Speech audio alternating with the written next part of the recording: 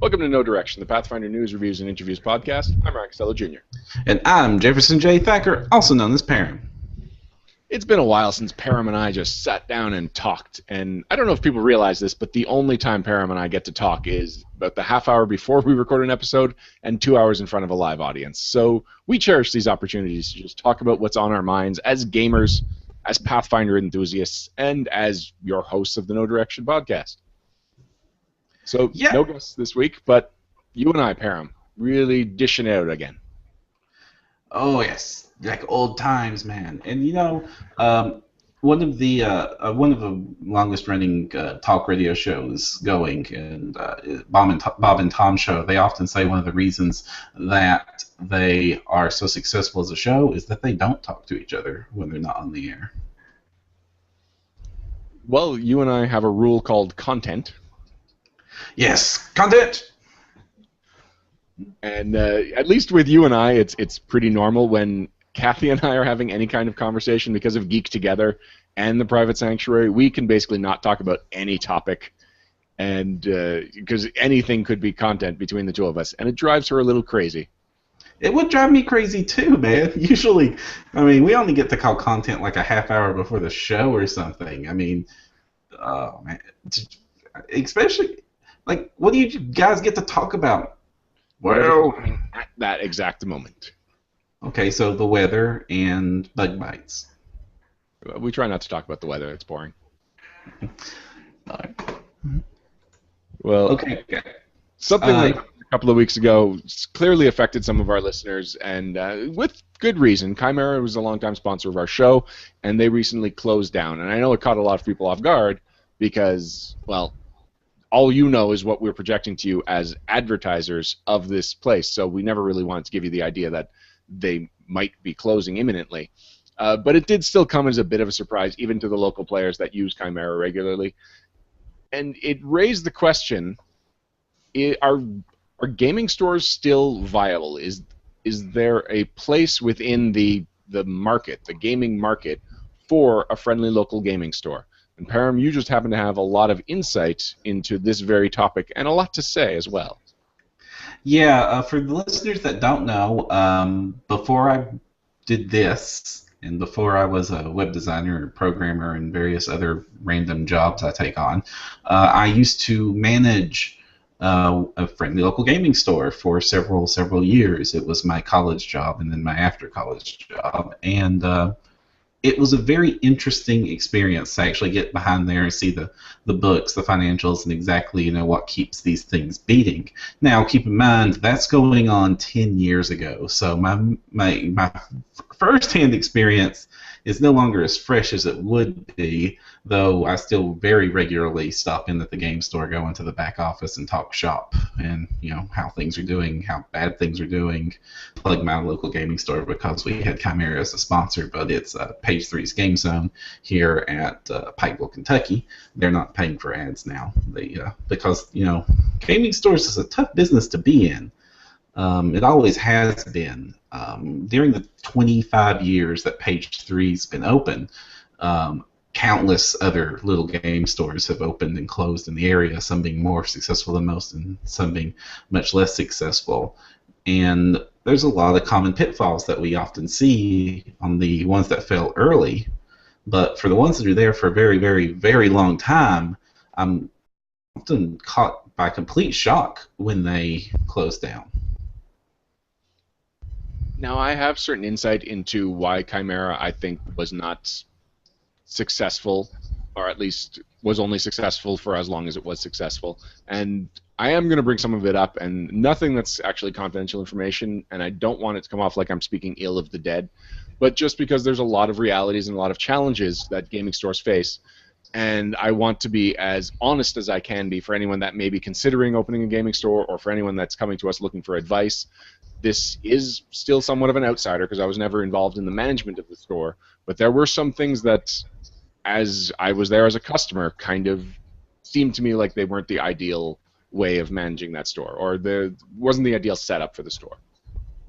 Yeah, usually when any business closes, especially small businesses and especially gaming stores, it doesn't have much to do with the market. as long as there is a sizable population and market in your area, it's almost always just standard reasons any business fails, bad decisions or just unlucky circumstances, being too ambitious with expansion, having too many employees. A common one that happens all too often is that you have an employee that embezzles or something like that will shut a store down incredibly quickly when all of your liquid assets just disappear. Well, let's assume that crime is not involved. It's still a tough market to get into. And I think one of the big problems is just what should a gaming store be? Like, how much should it be there for its customers, and how much should it just be a place of business?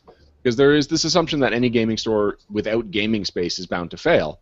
But gaming space is space that doesn't necessarily pay its own rent. It's a table that could be a shelf full of product that you could be selling, and a lot of times it'll be 4 or 5 people sitting around the table not buying anything while they're there, and many of them will leave without buying anything. We'll call them game store freeloaders with a minimal amount of judgment. It's just from a business perspective, these are people that are benefiting from your space without paying back into it. And you really, like, how much can you accommodate those gamers in a way that you're actually accommodating yourself as a business? Now, what you have there is a very common problem that I faced while running a store, as I see constantly happening with other stores, and it's usually a bad idea to consider a freeloader if you take a look at, because they don't, unless they're actively discouraging people or, annoying your real customers or just are undesirable in general to have hanging around, active players have a benefit to your store even if they're not active purchasers, because a game is worthless to a customer if they can't play it. That is one of the biggest reasons game lines fail or succeed at any local venue. Gaming stores are incredibly regional, and even in the city, each game store will be highly specialized. I just went on a tour last week. When I was on a business trip, I had to be out of town for about a week, and I went to Louisville, Kentucky, which is one of our larger cities in our state. And on the way back, I got to pass through Lexington, Kentucky, and then on the trip in between, I stopped at several game stores in smaller towns. And all in all, I visited this past week about a dozen different game stores, Wow. taking stock about what each of them did, how each of them were different. I just did the full tour. And I saw everything from the immaculately decorated, highly every shelf clean, looks as professional as it can be, to I'm pretty sure that this isn't so different from some gamer's basement. They just happen to have a cash register. And in the vast differences between how those stores were run and how successful they appeared to be, how old their product was on the shelf, how sparsely it was populated, things like that, things that I know to keep an eye on to sort of gauge how successful or what is successful at any given game store. And one of the things that seemed to help every game store is having people playing games in the store, period, because it shows the player, hey, you're selling the fantasy. You're selling the promise when you're selling a product at a game store. You're saying, you're not selling, here is a box full of cards and stuff. You're selling the idea that you're going to play this game and it's going to be awesome, and you're going to throw this dragon at these other guys and they're going to scream and die and you're going to win or going to lose, or you're going to open up this booster pack and it's going to have just the card you want in it so that you can win next week's tournament. You're selling an experience, and the experience happens to be wrapped up in a product. I can remember going to a gaming store that was advertising that this was their open game night, and I showed up and I talked to the person behind the cash, and they were like, oh, is that tonight? Okay, well, sit around and maybe you'll get a game in. And so I went to their demo shelf. I took out Sentinels of the Multiverse, just kind of laid it out, and was just hoping at least 2 other people would walk by and want to play this game with me. And after sitting there for about a half hour, 45 minutes, I just put it away and left the gaming store, because that was a pretty I was a pretty waste. That was a waste of time. Nobody got anything out of me being there, standing there while nobody was there to play with me. And I don't think I ever went back to that gaming store after that. Yeah, and yeah, that's a pretty bad experience. And honestly, it's an experience that will absolutely kill a customer's interest in buying a product. For example, one of the games in my area that 2 years ago was extremely popular, and I really enjoyed the game myself, was War Machine. I know this because I did a lot of War Machine research in particular while I was doing the game store research. And what I've noticed by going store to store to store to store to store is that that game is no longer as popular as it used to be. In fact, on the War Machine night at 2 of the stores I visited, they had a grand total of 3 people there. And they were very happy to see me, and then very disappointed to learn that my army was not in my car because I didn't expect to actually get to play the games. And I still hope that game does well and picks back up. Games do ebb and flow. It happens. But by not seeing an active player base, when I had the opportunity to purchase a couple of $100 worth of figures for the game that I've always wanted, I declined because I was like, that's a couple of $100 that I might not ever use. And it might lean me towards another purchase or another thing at all. I noticed that one gaming store I went into on their open game night had 50 people clogging the place. I could not walk through the store for the amount of people playing. And I walked up to their manager and I was like, hey, what's going on here? What's the event tonight? And she goes, okay, those guys back there, they're playing 5th edition. These guys are playing Sentinels in the Multiverse. Those guys are playing the new Marvel Dice Masters game. The guys up here are having a Magic tournament. The Yu-Gi-Oh tournament's in the back. And I knew instantly, hey, if I'm in this town, this is where I go during open game night. And their shelves were stocked. It was one of the messier stores, so that's kind of a negative for me. I noticed that lots of game stores are just messy. That ebb and flow is an important thing to talk about, because back when I was frequenting Quantum cards, and Quantum was really one of the first friendly local gaming stores that I really took as like, this is somewhere where I want to build a community of gamers. And that started with Warhammer 40,000. And it was great, and I was like, I was really gung-ho into Warhammer 40,000, so a lot of people that were curious about it, they would talk to me, and they would get super excited.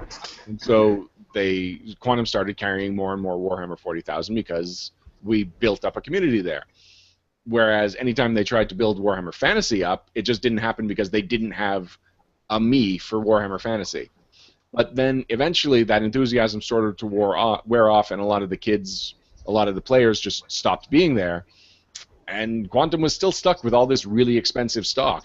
And eventually they liquidated it.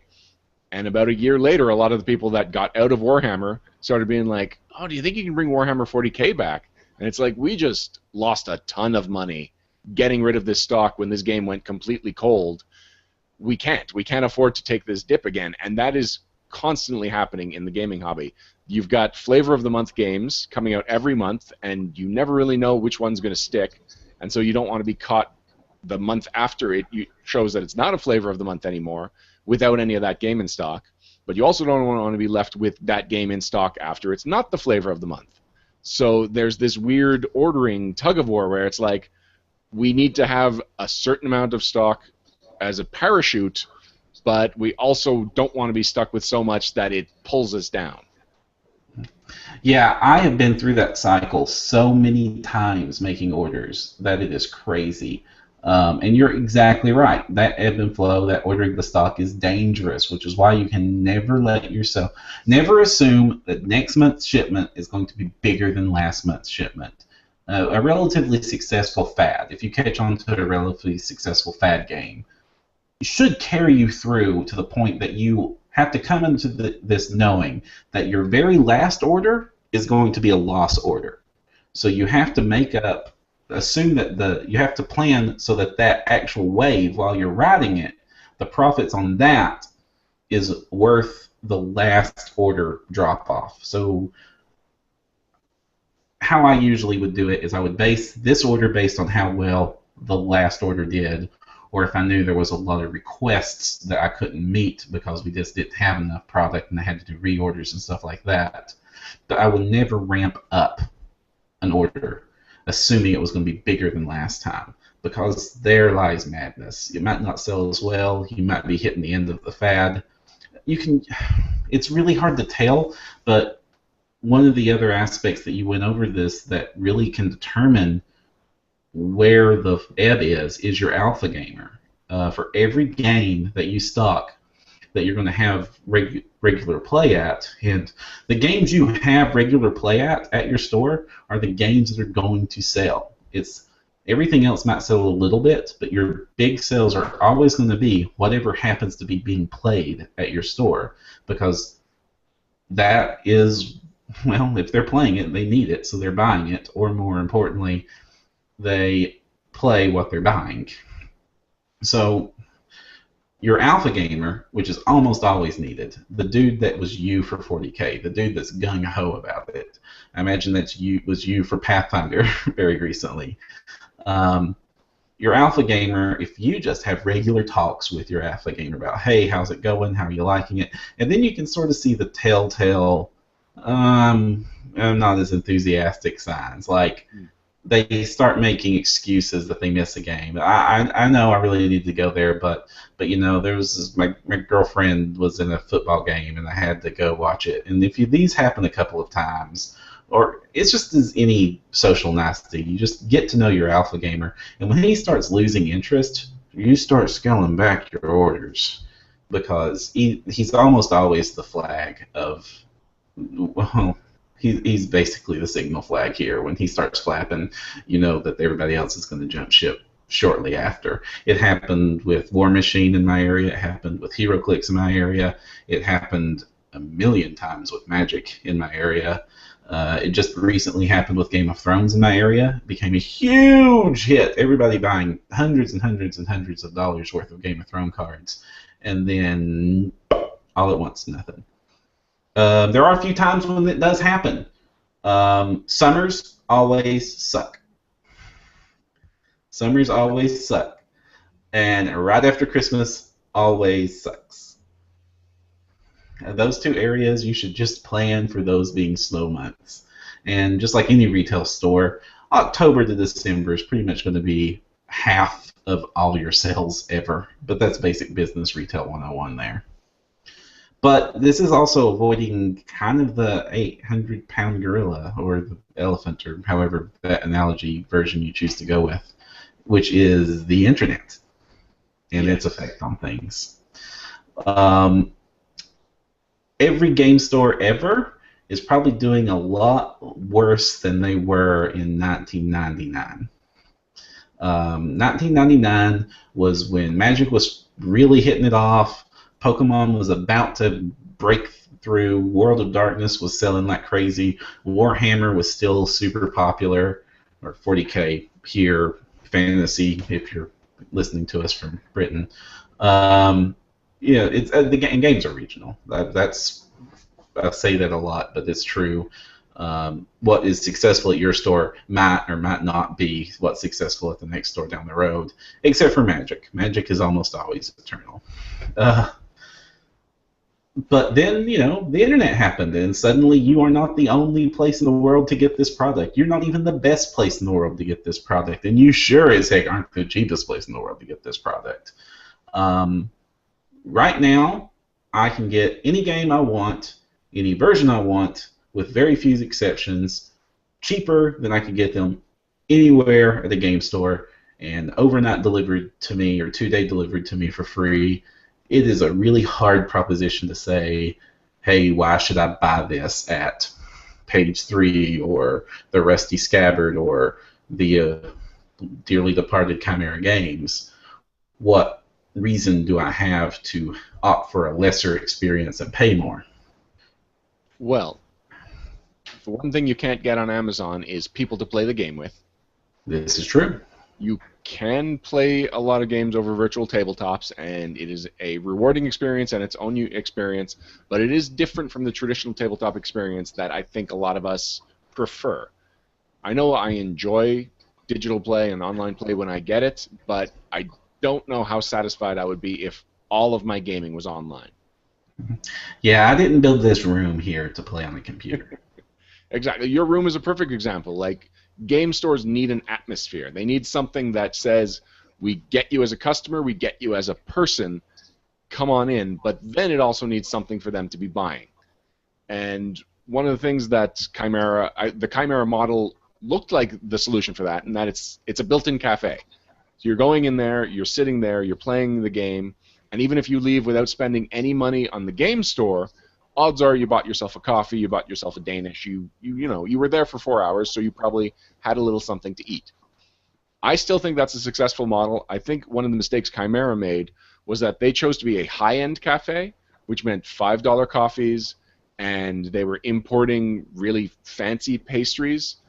And this was ultimately meaning that even I, as someone who would go in with a gaming shopping agenda, I would have to choose, like, do I want to buy this new Pathfinder player companion that I came in here fully intending to buy, or do I want to have a coffee and a brownie because they cost the same, and I don't want to just not eat anything while I'm here this whole time.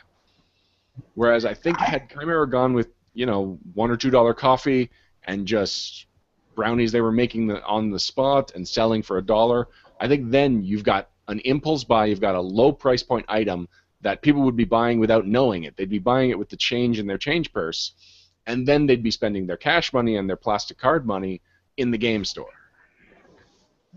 I understand your model, and I have seen it at several locations, especially while I did the tour, and then when I did a different tour about a year ago through Atlanta and its various game stores, I saw a couple of food store combined with game area, or game areas at least with snack stands and things like that.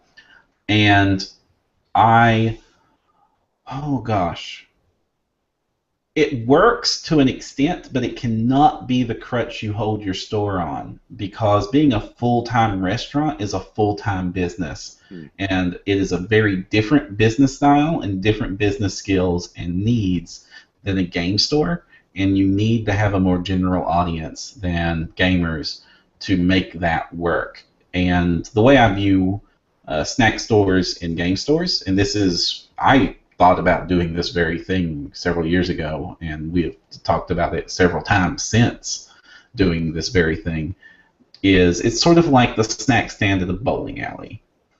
It helps, but you're still there to bowl. Mm-hmm. And you're right about that, because universally, you have a few age bands for your gamers. You have your I am under driving age and my parents have brought me here group. They will not keep your store open. But they're still a group. And they are also not going to buy your food. They might buy a pop, but they are not eating at the weird cafe in the game store.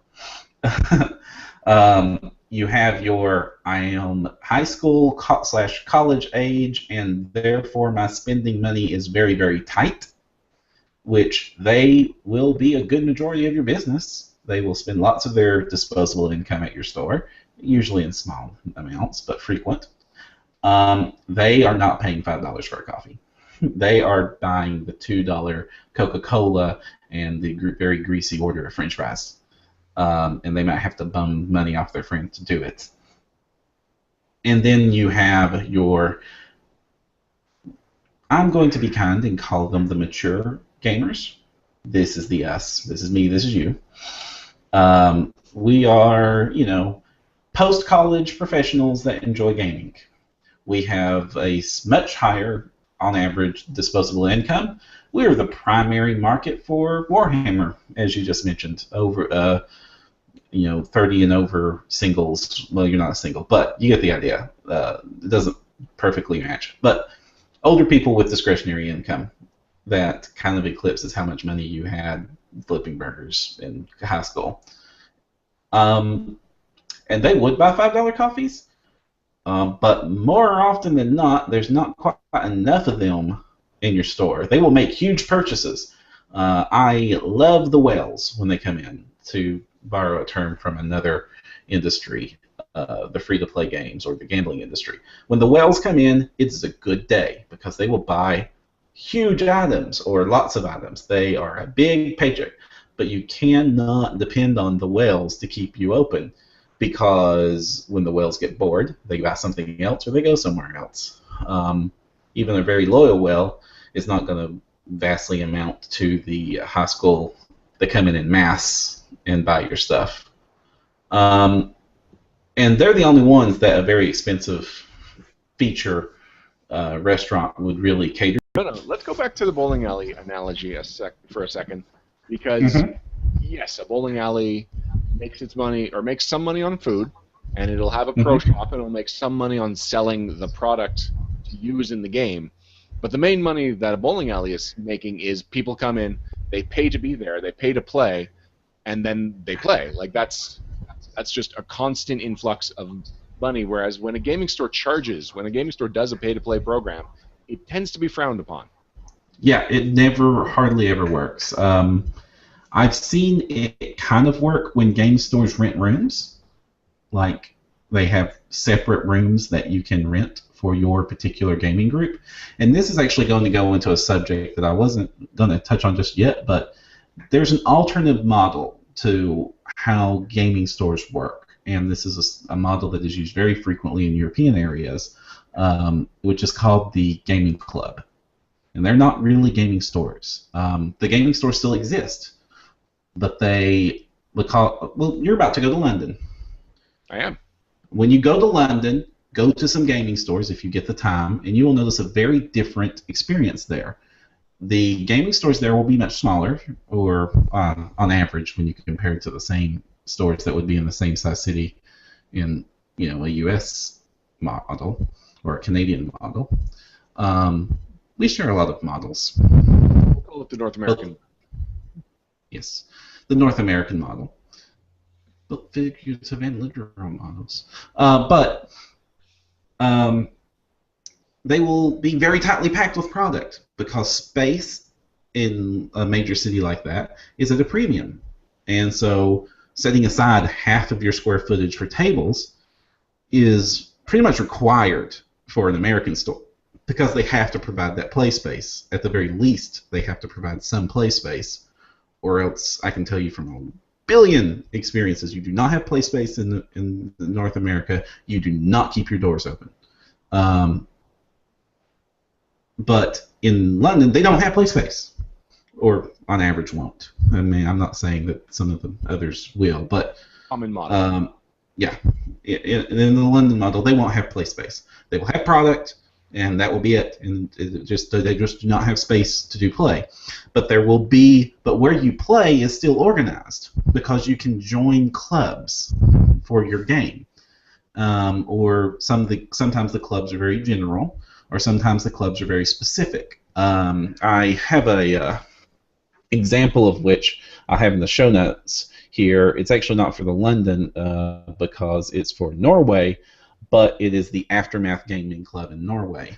But the same thing will repeat in London and other areas where a group of people that are into the hobby will formally form a club with membership dues being pretty common, and then they will use those membership dues or just split the responsibility to rent space to play the game at a scheduled basis, or they will, or some of the clubs might even have dedicated club housing, club space, such as that might sound like the same thing, but what I'm talking about is sometimes they will, like say, go to a pub, which will have space downstairs that can be used for events. They will rent that out for the night using club membership dues or splitting the cost of the players that show up, and then play down there underneath the pub. So you really love your Warhammer, or you really love your Dungeons and Dragons, or your Pathfinder,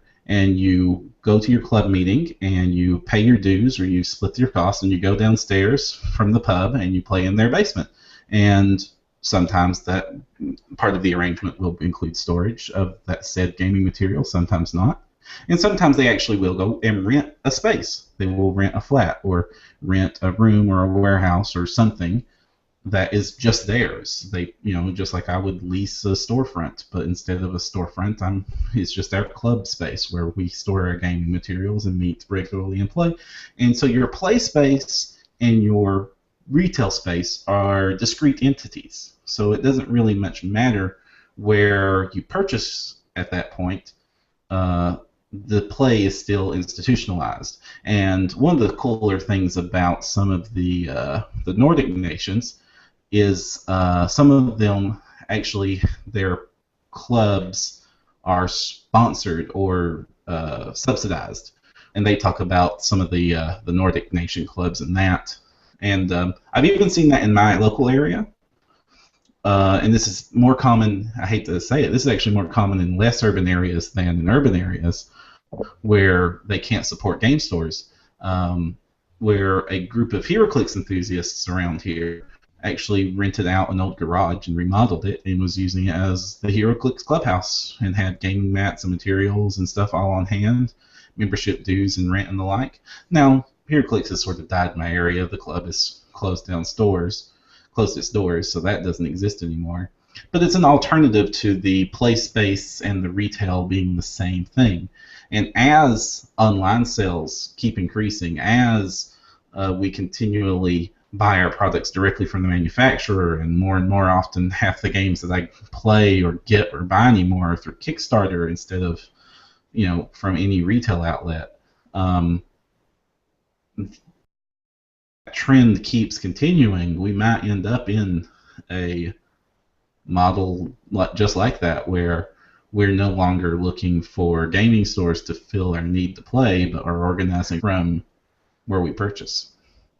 Well, one of the things, I mean, I will be making my first trip to Europe later this week, but my impression of Europe is that in general space is a lot tighter, and so I don't see that model working in North America, because if I don't go to a gaming store, I have a basement and it's gigantic and it's completely dedicated to gaming, and you've got enough spot in your backyard that you can build an entire gaming room that puts some flats in England to shame. So it feels like where that model is successful, it's what that area needs. It's just the reality of space in Europe. Whereas North America, we are still like spoiled for space. Which doesn't discount the model working. It just means that it's cheaper for us. It means that we can find a place to meet it, because the club is less about providing the space, though it's a requirement in certain areas like London and the Nordic countries, and more about providing the community, the links, the discovery. Like I said 1,000 times even in this episode, the biggest barrier I have to selling somebody a game, whether I'm just trying to convince them to pick it up, is that if they do not see a place or group that they can play that game, they will not buy that game. And so that's why things like Pathfinder Society Organized Play Program is so important for Pathfinder. And for War Machine, they have what they call the press gangers, where you need to organize the community to let people know here's where you get together, because it is so much easier to click that mouse and log into Call of Duty, World of Warcraft, even Roll20, than it is to physically get your rear end to another physical location with product that you have to carry and play games with people face to face.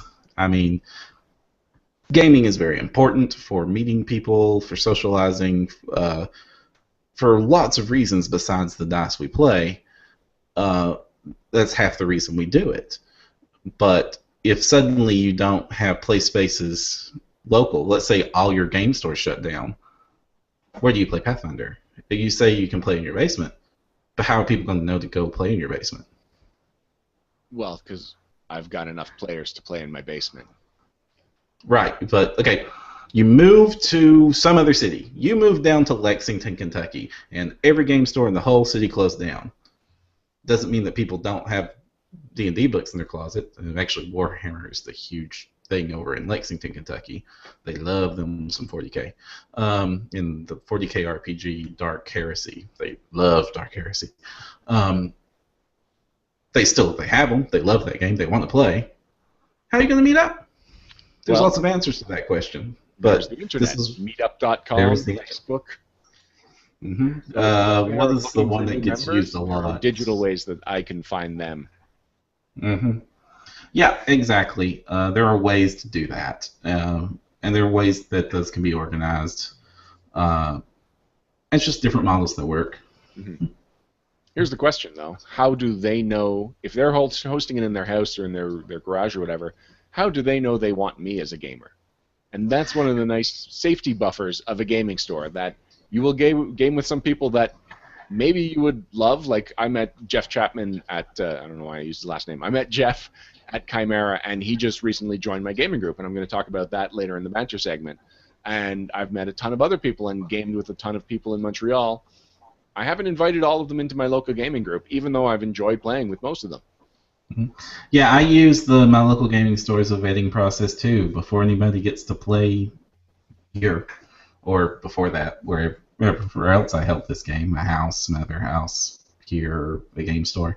Before they get invited to this group, I usually test them out in PFS and then just try to get to know them. References help. And that's because you do have to. You're inviting somebody into your house. That's a major thing. Like, I got nervous realizing that I'm not really sure I want to put so many pictures of the gaming store up around here in case people realize, oh, hey, look, that's a lot of expensive stuff. Things like that you need to worry about, trustworthy people. And I've had bad experiences with people that had to be uninvited from games for reasons other than gaming. No, you cannot have that substance in my house kind of experiences. Orange Crush. Yeah, it's the rough one. Orange Crush is, you get on that, you just can't ever get off. Yeah. Well, now let's go back to looking at it from a game store perspective. There is this stigma that the people who play at a game store are the ones who didn't get vetted and don't have a home game, and they are less optimal players. They're the people that you are settling for, if we really want to get harsh about it. And so what can a gaming store do to either overcome that, or either overcome that impression or flat out overcome that reality? Well, that is a two-pronged problem, like every decent problem worth having. The first truth is that perception is not reality in that case, but sometimes it is. But most of the time, it's not really the truth. Yeah, the game store is where you're going to find those people, but you're going to find a lot more than those people, because everybody needs to meet people to play these games, because that's what we have to do. So you're going to meet a pretty fair sampling of what the community has to offer in your area. But eventually, yeah, you're going to attract those players. I've had those players at the game store plenty of times. And you have to decide, as a game store manager, how to draw the line. In the event of a public event like a tournament, you usually have no choice. You have to just let everybody in, because that's part of the rules with the organization. Because tournaments are usually, not all the time, but a lot of the times they're sanctioned with the actual organization run by the company who makes the game. There are bylaws or rules there. But for casual play or just the person hanging around your game store, at least in America, I don't know how it is in Canada, you have the right to refuse to do business with anybody. And so once that person is costing you more than they're giving you, there are lots of people that have hung out at my game store that I knew were not very financially stable. I knew I was not going to sell a lot of product to these people. But having that person in the store who was friendly, charismatic, and would play with the people that would spend lots of money was a benefit, because they could come in, they could go, hey, I'm going to randomly pick a name that isn't this person's name so not to insult them. Joshua, how about we play us some Warsheep, or whatever random game. Warsheep sounds awesome. I want to play Warsheep right now, Param. And then you'll sit down and play the game. And having that there was a benefit. But at the same time, I've had players with personality disorders and hygiene disorders that were not a benefit. And after a cursory amount of time, you have the discussion with that person that, hey, these are behaviors that are undesirable. And then after a cursory amount of time, you have the other discussion of, hey, we're sorry, but we choose not to do business with you any longer. And then that person is not allowed in the store anymore. It's a harsh thing to take, And it's a very delicate line to balance because you do that too roughly, you do that incorrectly, or you do that at the wrong time or he has the wrong friends, and then suddenly you have the bad reputation of the guy who kicked Billy out of the game store because you're jerks. So usually you'll get a gist on what you have to do in that situation. But you've got to you got to tend to your crop as a game store owner. You've got to tend to your player base.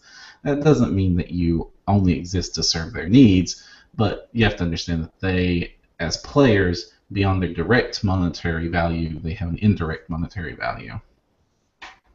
It's all a math equation, and a very impersonal one. We are going to get to math in a minute, but you were kind of focusing on, well, using your gardening metaphor, plucking the weeds. But what about how do you help the ones that are flourishing continue to flourish? And I don't know. I don't know gardening well enough. I can't follow your metaphor. But basically, if there were a plant that helps all the other plants grow, how do you encourage that one plant so that you're only watering him in a way that he then waters everybody else? Discounts. Okay. Okay. First, you find your good. You're talking about your alpha gamer again. Alpha gamer. You have your alpha gamer. For every game you play, the dude might be multiple. He might be alpha to multiple games, or he might just have his one, and they might not cross over. But your alpha gamers, you need to keep. You need to keep them, and they need to feel valuable. But at the same time, don't get too comfortable with your alpha gamers. That can get vice versa. But your really good customers, your alpha gamers. First, in general, I found it to be general good business sense to give a blanket discount to your regular players. So the people that come to your game, organized events, at least during the time that the organized event is going on, get discount. It doesn't have to be big. A 10% is usually enough on the product that is associated with it. So the HeroClix guys can get 10% off their HeroClix when they're here for HeroClix night. So that encourages them to buy product there and during the game time and stuff like that. And it just, even if it doesn't make a big financial sense, it makes it seem like, hey, you care about these people in particular and you like them being there. As for your alpha gamer, you need to take better care of him. You need to talk with him if he's willing, or she. I'm saying he, and that's unfortunately because of how unfortunately gender imbalanced the hobby still is to this day. Though it's getting a lot better. Yeah, let's talk about that for a second, because this may seem like a tangent, but you realize I'm running Comic Bento. That's one of the parts of my job in Comic Bento is a subscription service where people subscribe and get comics delivered to them. And we have like a 40% female subscription. People associate comics with a male audience, and one of the reasons that's been speculated is that female comic readers don't want to go into comic stores because of stigma that follows along with them, and that applies to what we're talking about. You're saying that the gaming hobby may be mostly male, but it may just be that the gaming hobby store goer is more likely to be male because of some carryover from previous stereotypes. I will absolutely cede you that opinion because it was never my intention to imply otherwise. Because we know that you of anything, Param. I was actually at a point I wanted to talk about. We know that Gen Con was 4-6 gender balance this year, which was fantastic. We know from other surveys that the gender balance is definitely becoming much more parity. Not completely there yet, but we're making strides in that direction, and that's great. But specifically, people at a game store, that is not happening yet. There are your female gamers that are awesome, but I know a lot of female gamers that I've had in my groups who do not want to show up at game stores because they do not have a good time in the event that, well, first, your very best female gamers often get hired by the store because I don't know why, but that happens a lot. So your best female gamers often end up working for the store. Just random tangent, but it's the typical things I hear them complain to me about all the time. They get harassed by the other players, inappropriate comments. The hygiene issue comes up a lot more often. when I'm dealing with the female gamers that talk to me. I think that the hygiene issue is a serious issue. It really exists. The people that enjoy this game follow not this game, but various gamers still have typical personality traits that happen. It's not as pronounced as we make it seem, but hang out in the game store at any given time, then eventually you're going to experience it. And just besides the players, sometimes even the employees of certain game stores can be downright unfriendly to a female audience. I do not know how to solve that until we solve the problem on an industry level, because we're just now getting companies talking about how important gender balance is with professionals that work in the industry and conventions, trying to get backwoods game store owners to fall in line with this line of thought is going to be difficult. At page 3, they're very, very draconian about it. You must be polite to everybody. That sort of stuff is not to be dealt with. Several of the employees are female, and you would get slapped if you try to act like that as an employee. We cannot control. They cannot control their customers, however, beyond this certain threshold. I mean, people getting out and out problematic that's obvious and seen by staff can get booted, but understand that booting a customer from your store is often a permanent decision, even if it's not a permanent ban. So it's not something done lightly.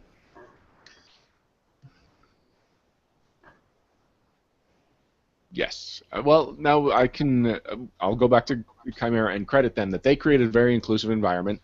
They went out of their way to advertise themselves as a company that is very inclusive, that they are very pro-inclusivity. And so this was a bunch of small touches, like including the Gay Pride rainbow as a sticker on the window, just as a subtle hint that, like, this is a safe place for this. And the only gamers that I know that got banned were the ones that were being outright just bullheaded about certain things. They were haphazardly making sexist comments in a joking fashion in what they considered innocent, but ultimately is just kind of adding a toxic atmosphere or adding toxicity to the atmosphere.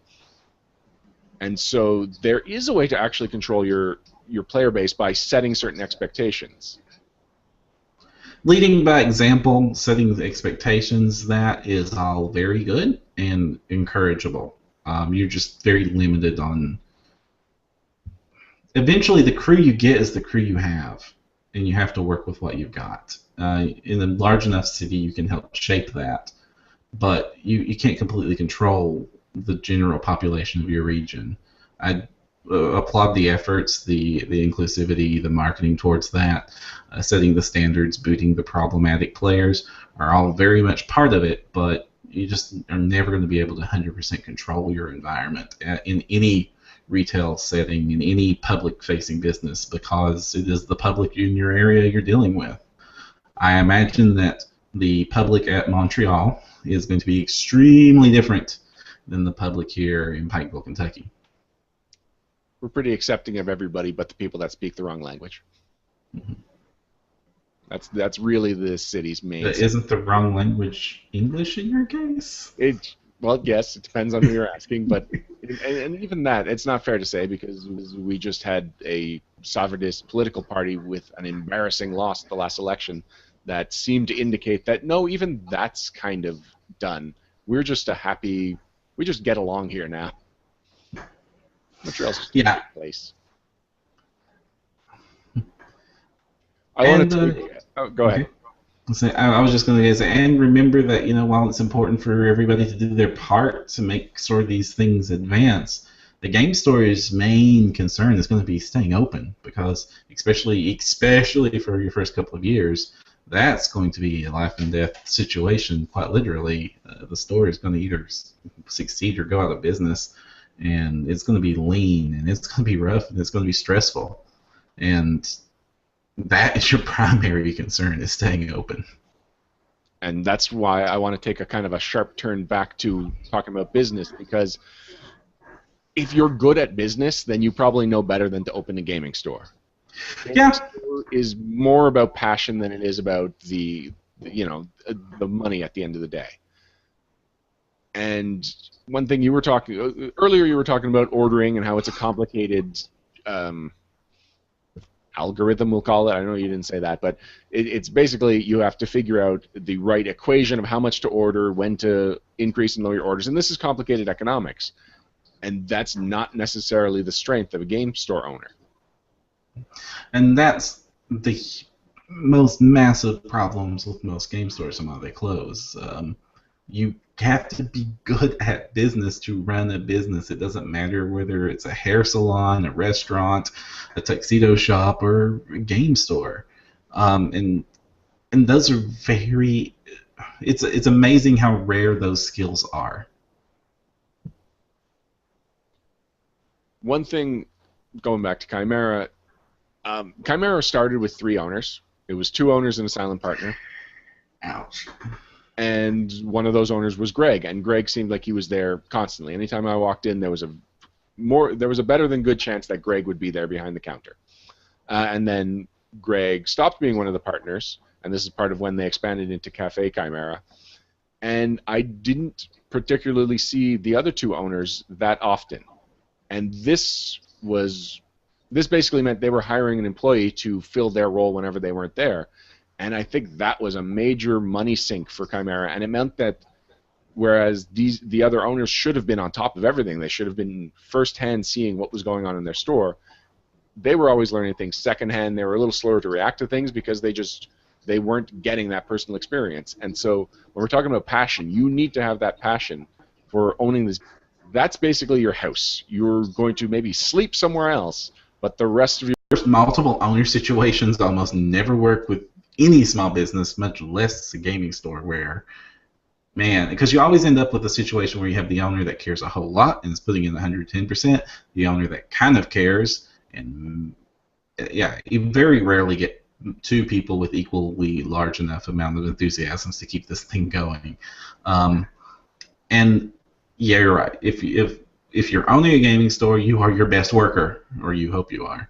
And you should be there at least as much as a full-time job, putting in at least that many hours to do this. If for no other reason, then that saves you one salary spot that you wouldn't have had to be paying out. And that, paying out $25,000 a year for a manager is a huge chunk of profit that could be going into your pocket or the store's coffers to keep them afloat. With game owners that don't do that, only with very mature gaming stores that have been around for a very long time, where the owner steps back now that the wheels are turning, and I'm talking like people have been open for decades, not people that have been open for years.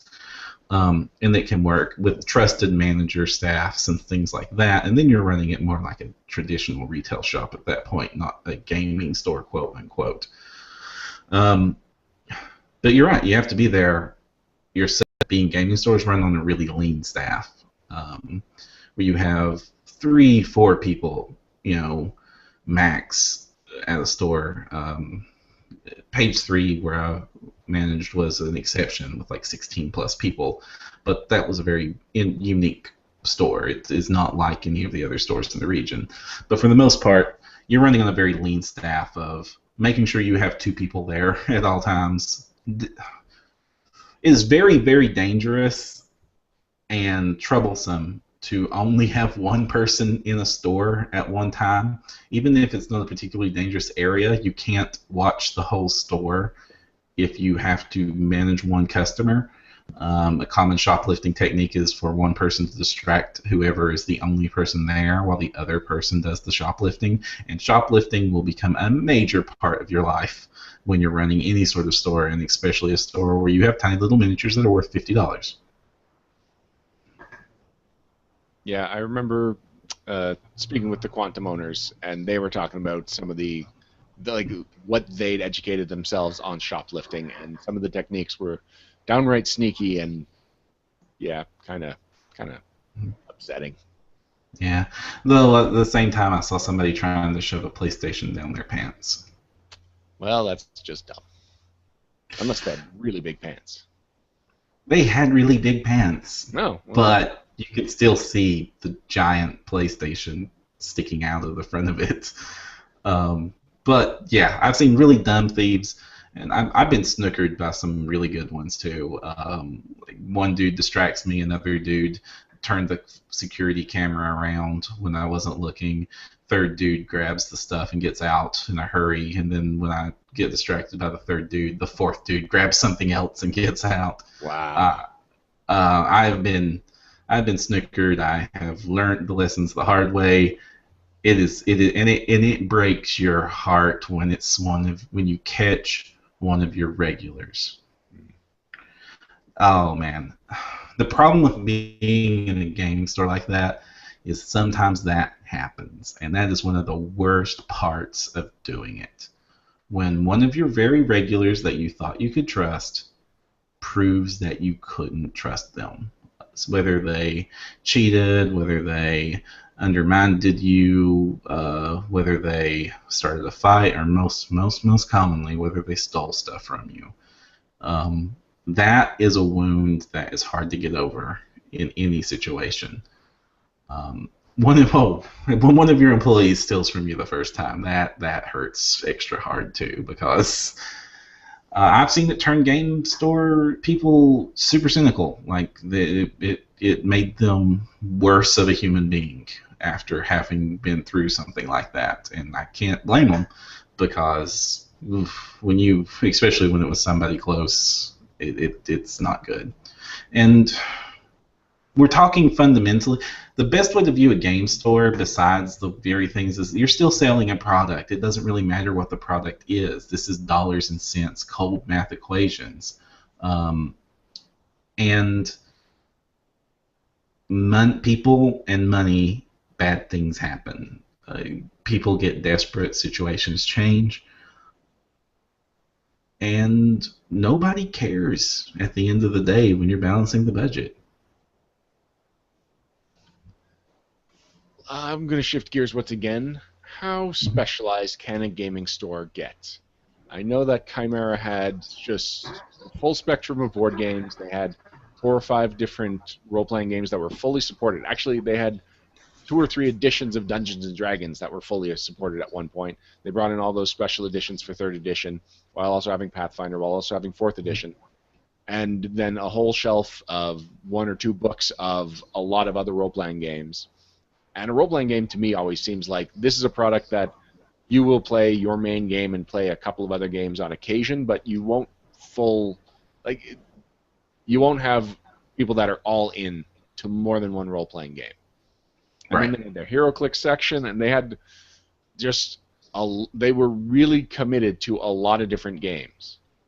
And was this the better choice, or should they have focused on a smaller thing that maybe would have become less popular and would have ended up costing them money in the end? Like, what's the balance there? I have seen stores that I couldn't tell what they specialized in, and just by the sheer amount of volume and variety that they had on the shelf, like they had every RPG, every board game, lots of different collectible games, and recently stocked and with new product and a decent amount of it. The way you can tell if a game is dead in a region is if they have a sparse section with old product. That's the stuff they couldn't get rid of, and they never bothered to restock it. That means that game is dead.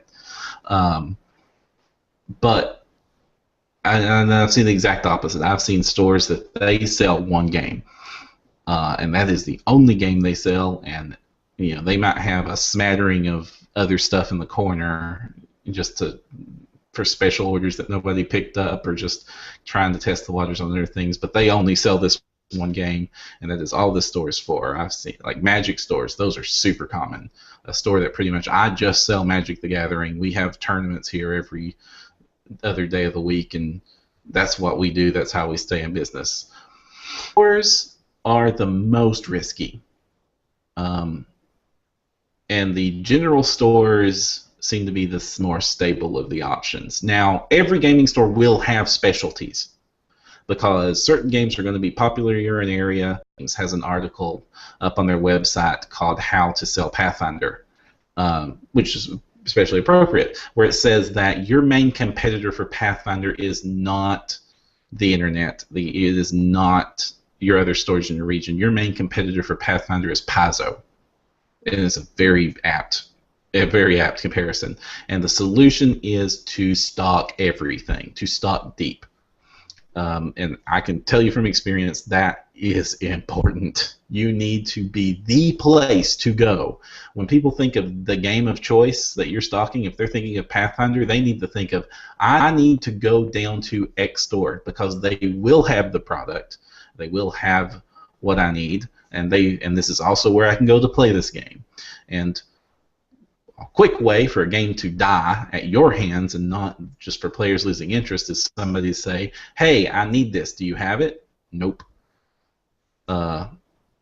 Now, certain things that's unavoidable. Out of print stuff, hard to get stuff. But stock everything. Stock everything that's available. Maybe just one or two copies of the really stuff that's never going to sell, or might sell one copy every 6 months or whatever. But have it on the shelf, because having that stuff on the shelf encourages people to buy CRBs. You might be only selling CRBs. You might be selling them as the only product you have. Does this mean you should only stock CRBs? Heck no! You need to stock everything. You need to have Halflings of Galarian. You need to have the Hero's Handbook. You need to have the map packs on the shelf. You need to have the minis on the shelf. You need to have the bin full of every colored dice you can imagine. But and they will see that, they will go, man, there's a lot of stuff to do with this game. I better buy the core rulebook. And you will sell 1 billion core rulebooks, and selling 1 billion core rulebooks is worth the small loss that you had to pay that $5 to Diamond Direct to stock that Hero's Handbook on the shelf, but that meant that you sold another core rulebook at $25 profit. Sorry, random tangent on there, but you will have specialties. On topic. What are you talking about, random tangent? Oh, well, it was off the topic I was trying to put out. You will have specialties, and you must stock them completely and support them fully, because the second you slack on it means that they start thinking, well, where else can I get this product? And then when they're not buying from you, they're not playing at your place either, or worse, you're not making money from a community that you've helped support. And yeah, you can't compete with price. You will never compete with price, because the internet will sell things at a loss. But if you can at least get a decent price, and you can show them that you're the place to go to and the place to play at, and you're more convenient than the internet, you're more convenient than waiting 3 days for something to come to the door, you're more convenient because they can sit down and play a demo game of whatever they're interested in, that's how you win. Oh yeah. And the super specialized stores, I've seen so many of those places go out of business. It is not funny, because in the good times of that game, they are doing fantastic. We have a place in town called Main Phase Games. They were in Prestonsburg, the city I work at, not Pikeville, the city I play at. They're next door. It's a short drive. It's inconsequential. In Kentucky, anything within a half hour is considered a short drive. They had an awesome Magic section. The dude that ran the store loved Magic. They put Magic symbols on the walls. They had tournaments there for every freaking release.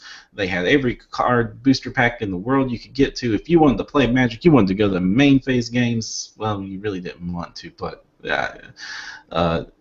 you know what happened when Magic released a bad expansion and they couldn't sell that expansion? They went out of business, because one bad month will floor you, and you will not recover from it. And if you're relying on one game, for Dungeons & Dragons battle game, if you can remember that, the actual miniatures game that came with those miniatures, it was popular in my area.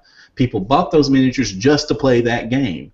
We had 20-some people playing that game every week, every other day, sitting down at the tables, grab the game, throw some minis on the table, play it. We sold booster packs by the caseload. People love that game. They changed the rules on the game all of a sudden. Sales for that game plummeted. So you have to rely on it staying popular. You have to rely on the company that runs it not screwing things up. Warhammer 40K. And let's go back to the question that started this all, Param. Is the friendly local gaming store still viable in the modern gaming market? I think it is still viable currently, but you have to be smart, and it is a lot harder to run one than it used to be. And it might not be viable 10 years from now. Well, the question now that I face as someone who has lost his friendly local gaming store is, where do we game now? I've got my local group. I've got two groups as it ends up. We'll talk about that in a minute. But where do I meet for Pathfinder Society? And I'm the venture lieutenant of Montreal, so I better find the answer to this question pretty soon. It's funny. My instinct was find a new local gaming store. And I'm aware of all the other local gaming stores, except for one that's been recommended to me a few times, and I still have not made the trek out there, so I should go there. But what was interesting was some of the suggestions that were not gaming stores at all. Like someone brought up just playing Pathfinder Society at a library. Yes, library. I was about to say library. That happens a lot in my region, in towns that don't have gaming stores especially. Now that Prestonsburg doesn't have a gaming store, the local, well, they actually play 5th edition. The local 5th edition group meets at the library. And when you run at a library, even if you have a local gaming store, and you're running more of a club-like setting, this might not be an organized gaming club as I defined them earlier, as Europe does it, but you have a group that plays a location, you can then partner with a gaming store and say, hey guys, this is where you can go and get your product. They've got the product, and they're helpful, and go, hey, you want to play this game? There's this group that meets at the local library. Here's their business card. And that's a mutually beneficial relationship, but make sure it's mutually beneficial. And I've also we've used the library before when our location was at a smaller building, where we didn't have as much play space as we did. When we would have these huge events, the game store itself would go to the library and say, hey, can we use your space to play this giant game night? And then that we would have product, employees would go and take product out to the game night and have it available, common supplies, dice, cards, things that you would need to play the game, maybe the base rulebooks or two, not taking your whole store to the library, but just having the common stuff available there for people to buy offhand. All right. Well, that's something that I'm liking. I also like, because we've got several districts in Montreal or suburbs or whatever, what have you, and Montreal being like so, it's segmented by the language, and so the majority of our gamers are from the English parts of the city, and the English parts of the city tend to be clustered. And so going downtown to go to a gaming store means we're going away from where the majority of us live. Whereas every district, every suburb has its own library, and we don't have to choose a location based on where the gaming stores are. We can actually look at all of our locations. And it actually feels like it's a lot more convenient, that we have a lot more flexibility in how we organize our games. Mm-hmm. Exactly. You do run into more problems there because now you have to organize a lot more. A gaming store that has table space, you just avoid their tournaments or whatever. But when you're suddenly starting to have to deal with public space and public rooms like that, you need to really plan it out well in advance, probably meet with you will absolutely have to meet with the library staff and make sure they're on board with this. And then there might be other extraneous uses. You have to demonstrate that this is educational or youth-oriented or, various other requirements. I got that covered. Huh? Yeah. I got that covered. You can get that covered. It's really easy for traditional game things like this to do that. It's like sometimes if there is a fee, you can get it waived because you can prove that, hey, this is educational or youth-focused or this is beneficial to the community. We're not just selfishly doing this. And then, of course, when you're dealing with a public space like this, you're no longer in charge of the space.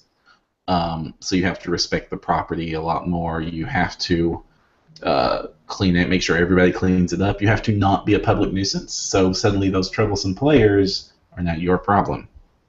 Sure. Like my local library has a no cell phones on in the library rule. And I don't know if that would extend to tablets. I don't know. Like, could we get that waived while we're in the community room? Like, there's other rules that are exclusive to libraries that we would have to contend with. The big one being noise.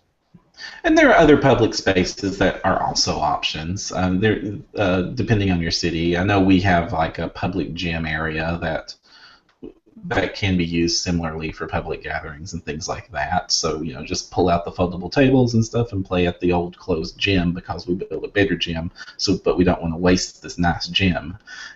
Things like that. Public meeting spaces are, an option, and they sometimes hotels are another option, but those are more pricey because you have to pay for banquet rooms and stuff like that, and then your schedule is a lot more lax. Libraries are a great choice. Schools, especially colleges, community colleges, things like that. You can talk to them about space, and even I mentioned this as an employee for a community college.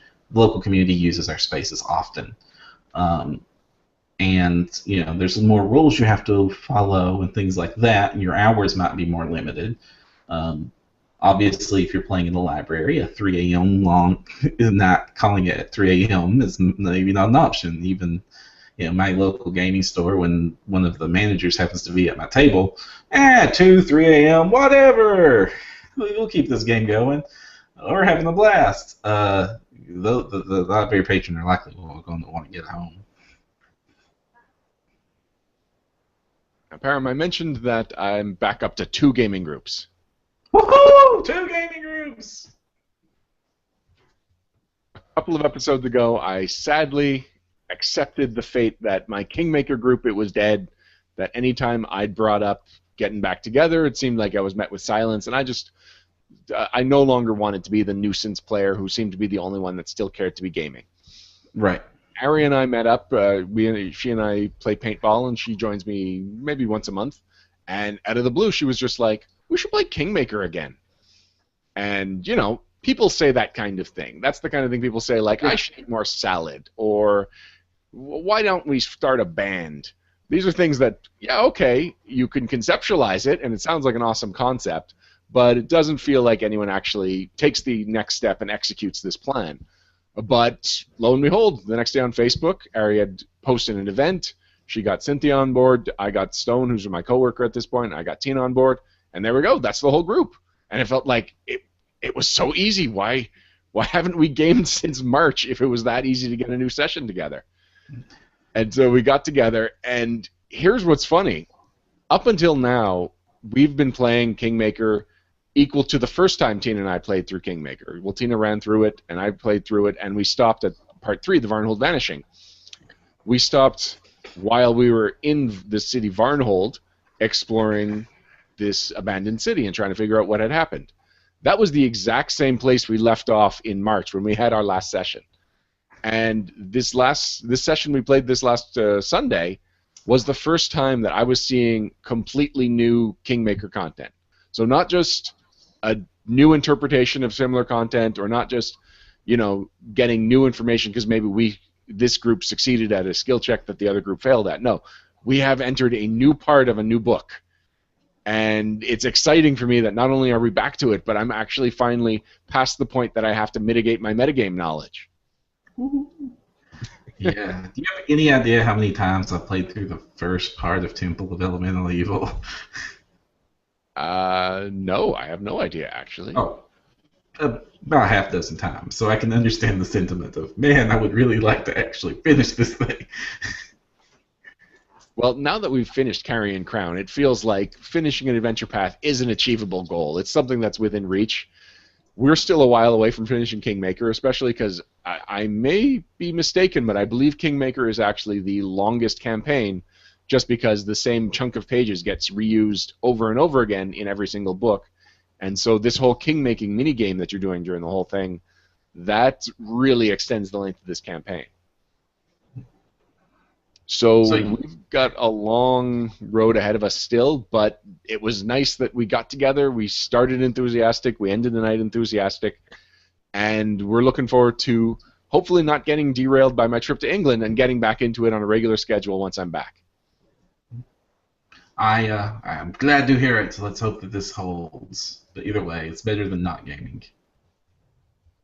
Meanwhile, my regular group that has not met for a while, but that's just because of other scheduling weirdness. We met this weekend, and we've worked out our characters for Rise of the Rune Lords. Ooh, what are you playing? Well, I am playing the GM. Oh yeah. Well, that's an overpowered class. Tina's They just really calling should from nerf the it. other room that she's playing an Inquisitor, a particularly xenophobic Inquisitor, and it was funny seeing how excited she got at the idea of being xenophobic, and just thinking of the terribly xenophobic things she'll be saying, and then giggling all giddy about it. So that's going to be fun. I like when Tina gets excited about some aspect of her character because she usually commits 100% to it, and she when one player is all in for a role playing aspect, it tends to elevate everyone else's role playing game at the table. So I already know that no matter what anyone else that may have come forward and said, like, this is my character, rules, rules, rules, character idea. No, Tina stepped forward with character idea. That is a palatable energy that really elevates the game. Awesome. So what's your party like? Well, it's not balanced, and that was one of my mandates as a GM. What, you wanted an unbalanced party intentionally? Yes, because I am so tired of every combat being exactly the same because the balanced party can handle any situation. So one of the things that that people have been bringing up for a while is bringing Jeff into our regular group, who I just talked about earlier, because Jeff's a good guy and we really enjoy playing with him, and he's super enthusiastic about Pathfinder. The thing is that becomes a six-player party, and that becomes a little bit like it becomes that much easier to balance the entire party and to just set up the I win tactic. And as a GM, I had no interest in playing a campaign that could last for over a year where every combat goes the exact same route because they're always using the I win tactic. And especially because since I'm running a packaged, a pre-generated adventure, I could either make my own versions of encounters that will contend for the I win the I win tactic, and then it's like, well, then why did I buy this campaign that is supposed to have all that work done for me? Or I can just run it rote and watch them just destroy encounter after encounter in the same boring fashion. So I just flat out said, the only way I'm allowing Jeff is if, one, we minimize the number of animal companions and other companions in the group, because there's already enough bodies at the table and bodies on the battlefield, and two, one of the four roles flat out should not be filled. And as it ends up, a lot of players were pitching like the character that they wanted to play or the class they wanted to play, and the one that nobody wanted to play, the healer. Oh, and goodness. So even though Matt was really pushing for somebody else to play a healer because he didn't want to, and so if anyone showed even the slightest bit of indecision, he was like, well, you could play the healer, which is when I really had to crack down on this rule and be like, I have a new mandate. There is no healer in this party. Everyone make a character. We are not going to have anyone that is specialized in healing. We can have people that have access to that spell, to cure spells. That's fine. But nobody whose primary function in the party is the healer. And I am looking forward to seeing how they deal with this. Now, you understand that when you break the balance in Pathfinder specifically, things can go badly. I have full confidence that my group, things never go badly for them. They adapt to everything. We made a joke of the last book of Carrion Crown. We were just destroying everything.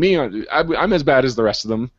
Walter was a tripping attack of opportunity machine, and he was just destroying everything and dealing 100 damage a round on a regular hit. No, on a critical hit, but I was doing like 30 damage a round on a regular hit, and I was hitting multiple times. So we're good at building effective characters. Although, a little snag this time, we roll up our characters. We do roll 4d6 and drop the lowest d6. And then after you make your 6, if you don't like it, you're allowed to drop that and go for another roll. And if you don't like that, you can do it one more time, and then you're stuck with the last package, and you can never go backwards. The dice were not in our favor this time, and so most of the players went all the way up to the third roll, and some of them have to be happy with a 15 as their highest stat, or they have a 16 or 2, but they also have a 9 and an 8.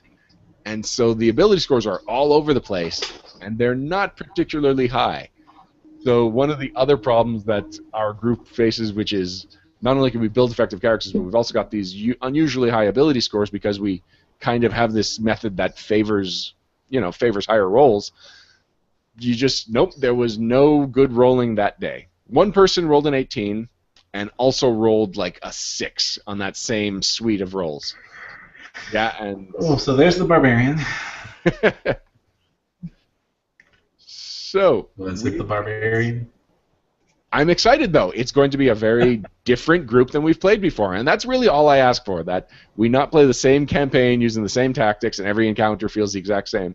Because we've been playing together for 10 years, and there's only so many original characters we can have, so we're starting to see some of our trends in how we make our role-playing things, how we play our role-playing characters, and a lot of trends in the mechanics we use.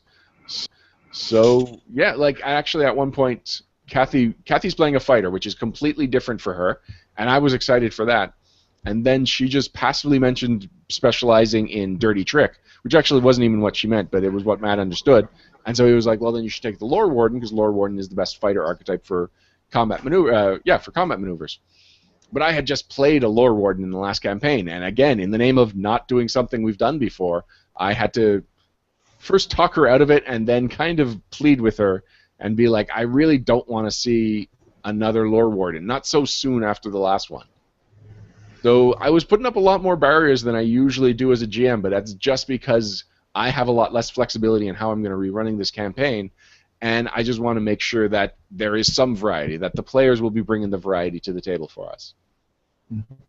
Especially because from the summary, it feels like the storytelling of Rise of the Rune Lords is very similar to the storytelling of Carrion Crown. Yeah, there's a lot of story only revealed through high knowledge check situations. So a traditional Pathfinder party would do great. A PFS party would do great at this AP. Because you can learn some crazy stuff in the first session if you got massive knowledge rolls, but your typical RPG party might miss entire story arcs, or just be wondering like. It took my group a surprisingly long time to figure out what the theme of the bad guy was. Like the third book, it took them 3 books to figure out. Oh,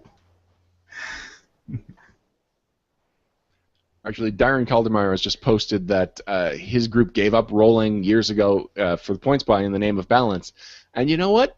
Yeah, it's more balanced, but that's the opposite of what I want. I don't want predictable, systematic statistics. I want the ability that one person may be crazy powerful, and one person may have to contend with having lower constitution than they were expecting.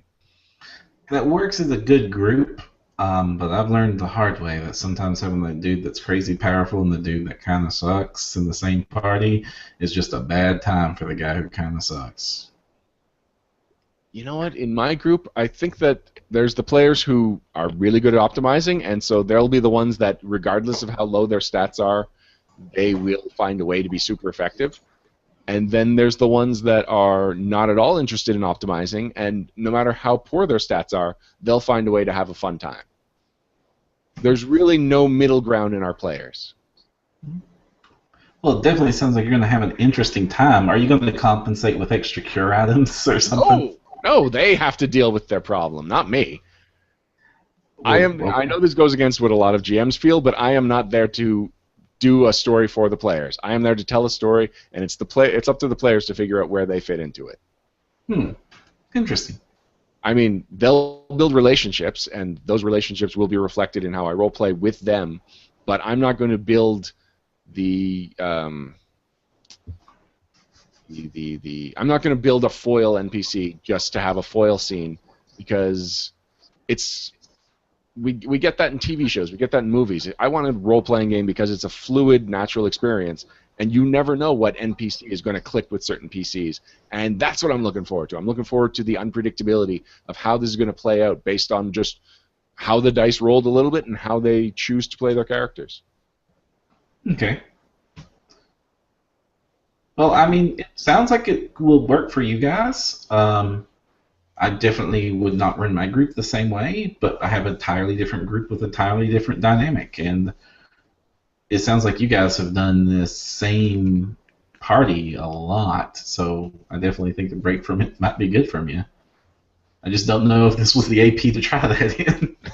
Well, it's a classic adventure, isn't it? Yeah, one of the problems it has is that it becomes ridiculously hard to buy magic items in it for like ridiculously long amounts of Music time. to my ears. Oh, well, great then. Actually, Param, there was talk at one point about using not the kingdom building, the not off hours from Ultimate Campaign. What is it called? Downtime rules? Downtime. There we go. And I told Matt. Matt was the one that brought it up, and I said I kind of like that idea. Although when I reviewed the downtime rules, I found that it felt like a lot of rolling for very little payback. But if you're willing to be the GM of the downtime section, then I'm completely okay with having it in the game. And we haven't completely taken it off the table yet, but I do want your opinion as someone who's run through Rise of the Rune Lords. How well does downtime fit in? By the time that they can start using it, they won't get the opportunity to. And then there's a point where it becomes a no-duh situation where it would make an awesome amount of sense.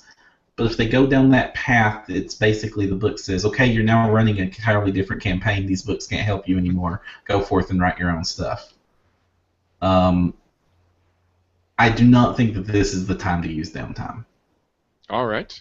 Mm-hmm. Matt wasn't super engaged. Like he wasn't actually fighting for it. He was bringing it up as an option, and I will I will tell him that's your opinion on it, and I think that that's basically what he was looking for. Someone who's been there and can give a firm opinion. And so we probably won't end up using that, which is fine by me. It could have been fun, but if this isn't the campaign for it, then it'll just be setting us up for a disappointment. Yeah, like in the first couple of adventures, there would be lots of opportunity to, but they won't have the resources to pull it off. Mm-hmm. And then when they have the resources, they won't have the opportunity. It's just the timing of the adventure doesn't work well with that system. I imagine the downtime system will be very useful in Hell's Rebels. And I can think of other campaigns. For downtime to work, you have to have a home base that you're at often. And potential spoilers for Rune Lords, that's not the case here. Okay, and same thing for Carrion Crown. Had we gone back, or had at the beginning of that campaign someone brought up something like downtime, we would have been disappointed because you are never in the same place for more than one book. And you never revisit any of the old locations. And again, well, you do revisiting here, and there is a home base type area. Mm-hmm. It's just a matter of how much time you get to spend there. It's mostly just check-ins, and then stuff happens. This is very Tolkien-esque. Okay, you check in and then stuff happens. What are your thoughts on party balance, Param? I find that fitting the minimal needs of the game one way or another is the only way to make the game fun. So if you have an unbalanced party, I think it is the GM's responsibility to make sure that the game is still functional. So if you have an unbalanced party and you make let's take your example with the no healer problem. The healer is probably the worst one to have in this situation now because you can make do with the others. Okay, so combat healing becomes, well, honestly, combat healing is emergency situations. Only if you're playing strategically, hit point damage is to be taken care of after combat, not during combat. But recovery then becomes a problem. So how do you recover? Without the dedicated healer, you're real much reliant on magic items. But during the normal course of the game, if you don't have access to magic item shopping, just recovering through what the game expects you to do becomes impossible because the game is balanced. The game is designed at a very core level that you will recover between combats a certain amount. Mm-hmm. And when that is violated or is not the case, then that works for something like a PFS scenario where we have 4 encounters and we're done. But when you've got 18 encounters with no opportunity of recovery, your characters are not going to survive that. It becomes mathematically impossible beyond a certain point.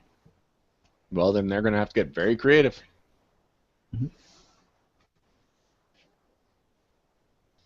Venka Thalma's got an interesting comment in chat. She says that her house rule is points buy, but you roll a D100, and if you roll 1 to 60, then your points buy is 15 points. 61 to 80, you get 16 points, all the way up to 20 points in a points buy. So there is still variability within it. It just comes down to a single roll rather than multiple 4d6 rolls. Yeah, I quit becoming a fan of rolling a while back. Period. Just don't like rolling. Because it's mostly rolling has a nostalgic feel, and rolling up a character is always a fun thing to do.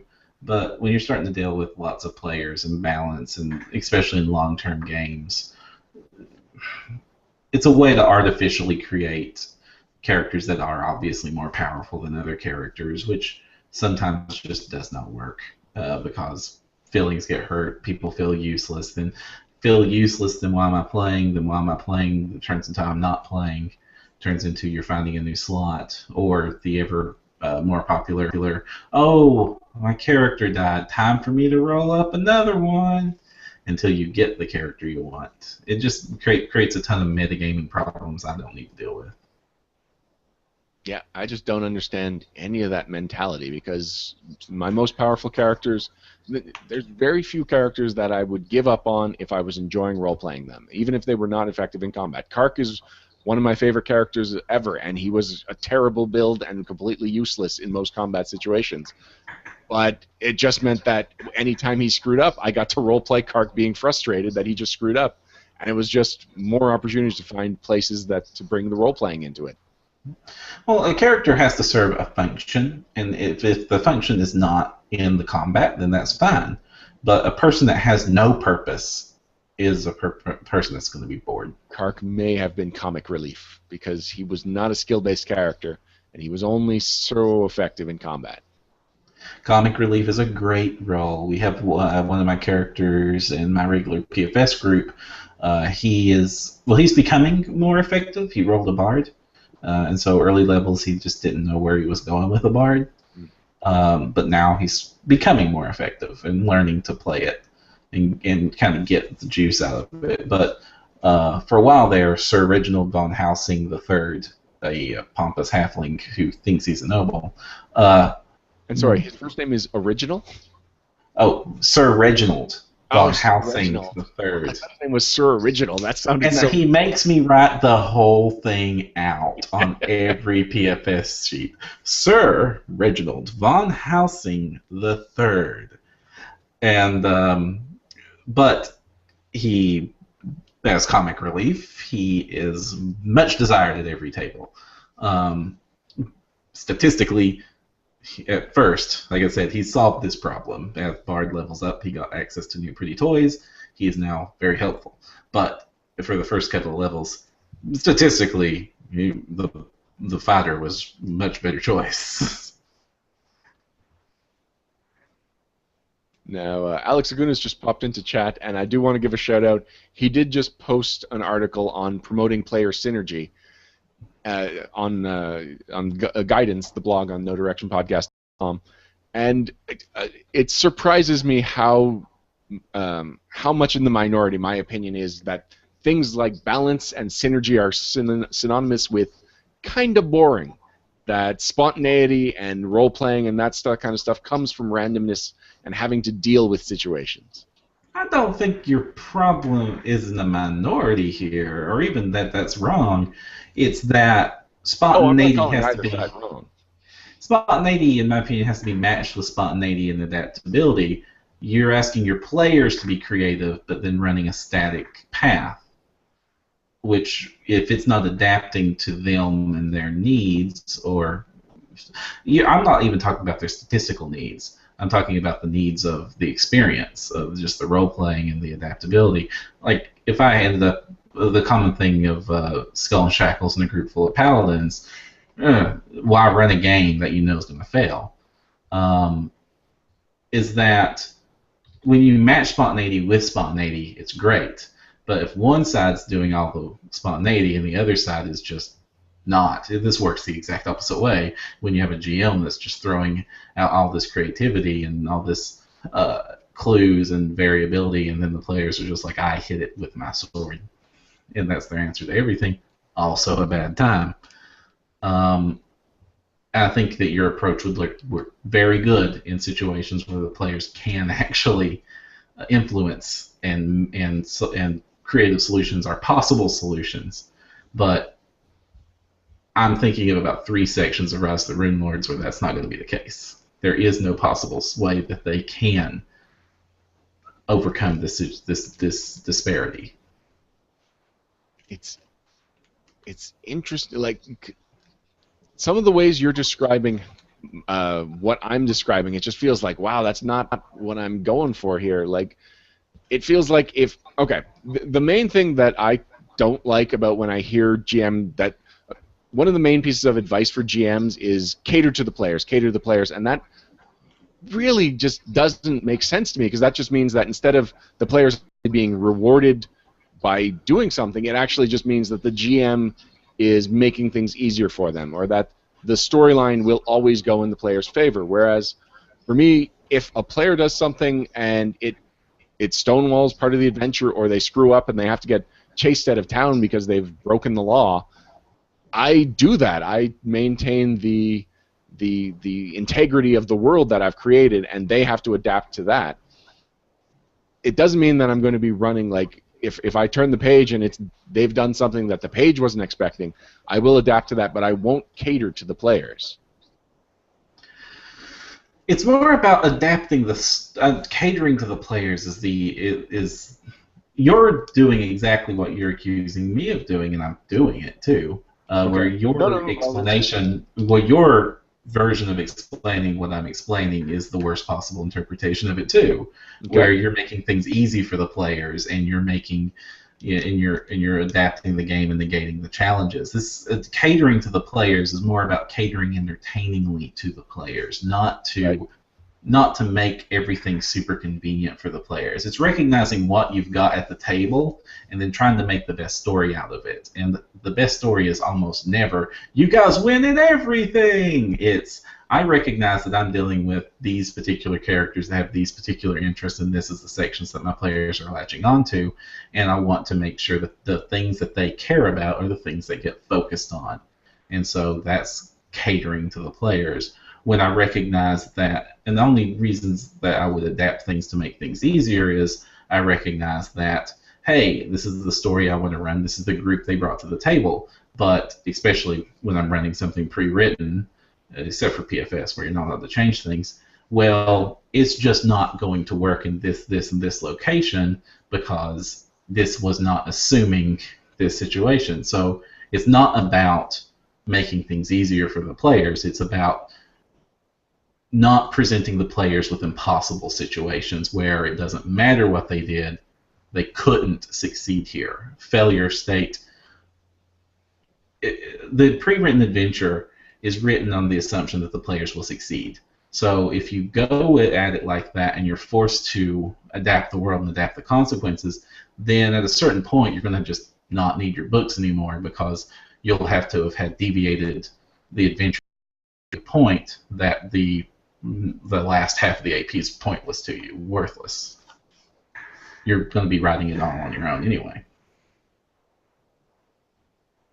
I don't see that happening, but at the same time, this will be my first adventure path, and I am running it in the same way that I would run my my home games and my homebrewed games.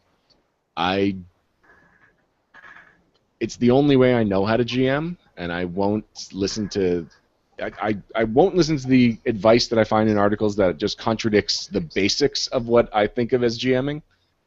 So I'm still going to move forward with this.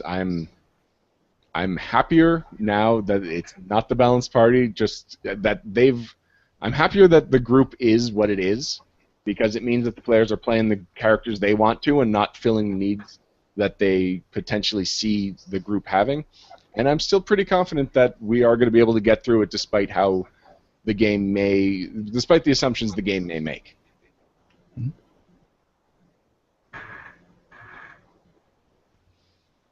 And I do want to bring up one last thing.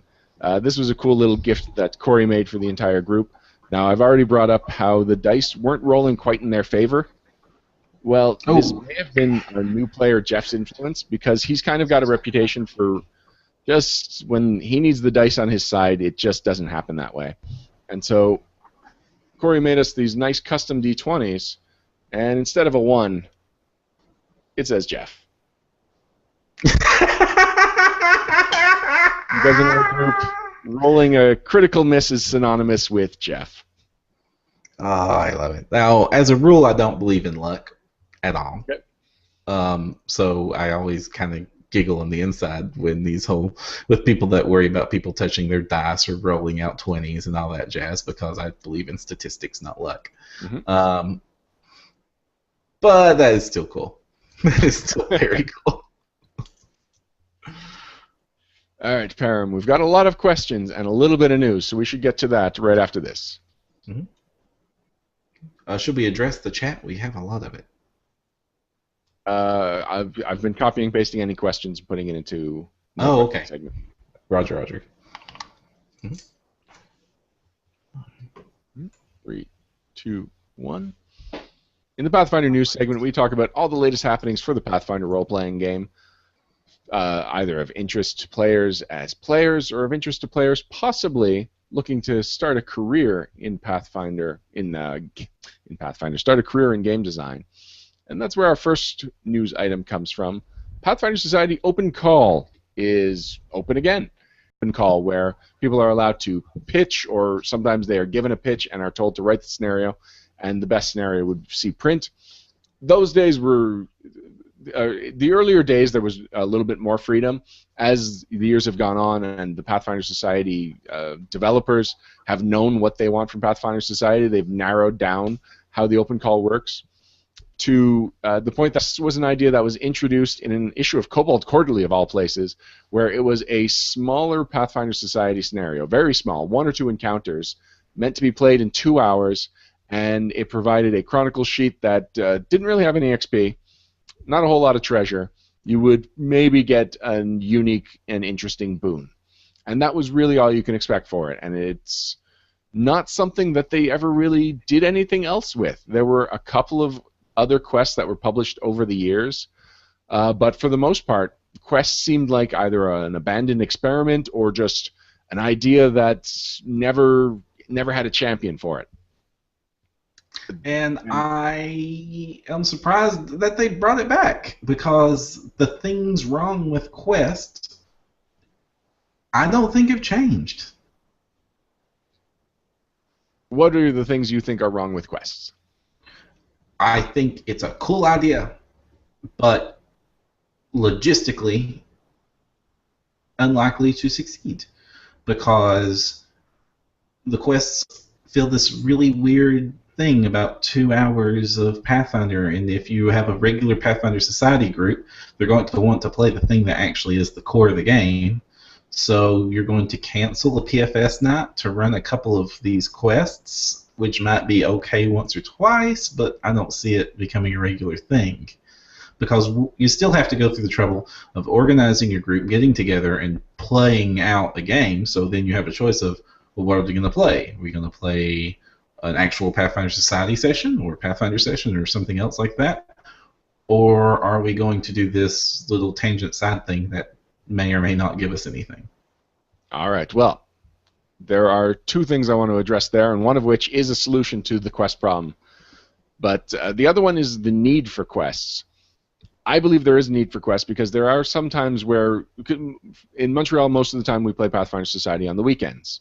And some people aren't available on the weekends, but playing during the week typically means playing after work, which means a start time of 6, 7 o'clock.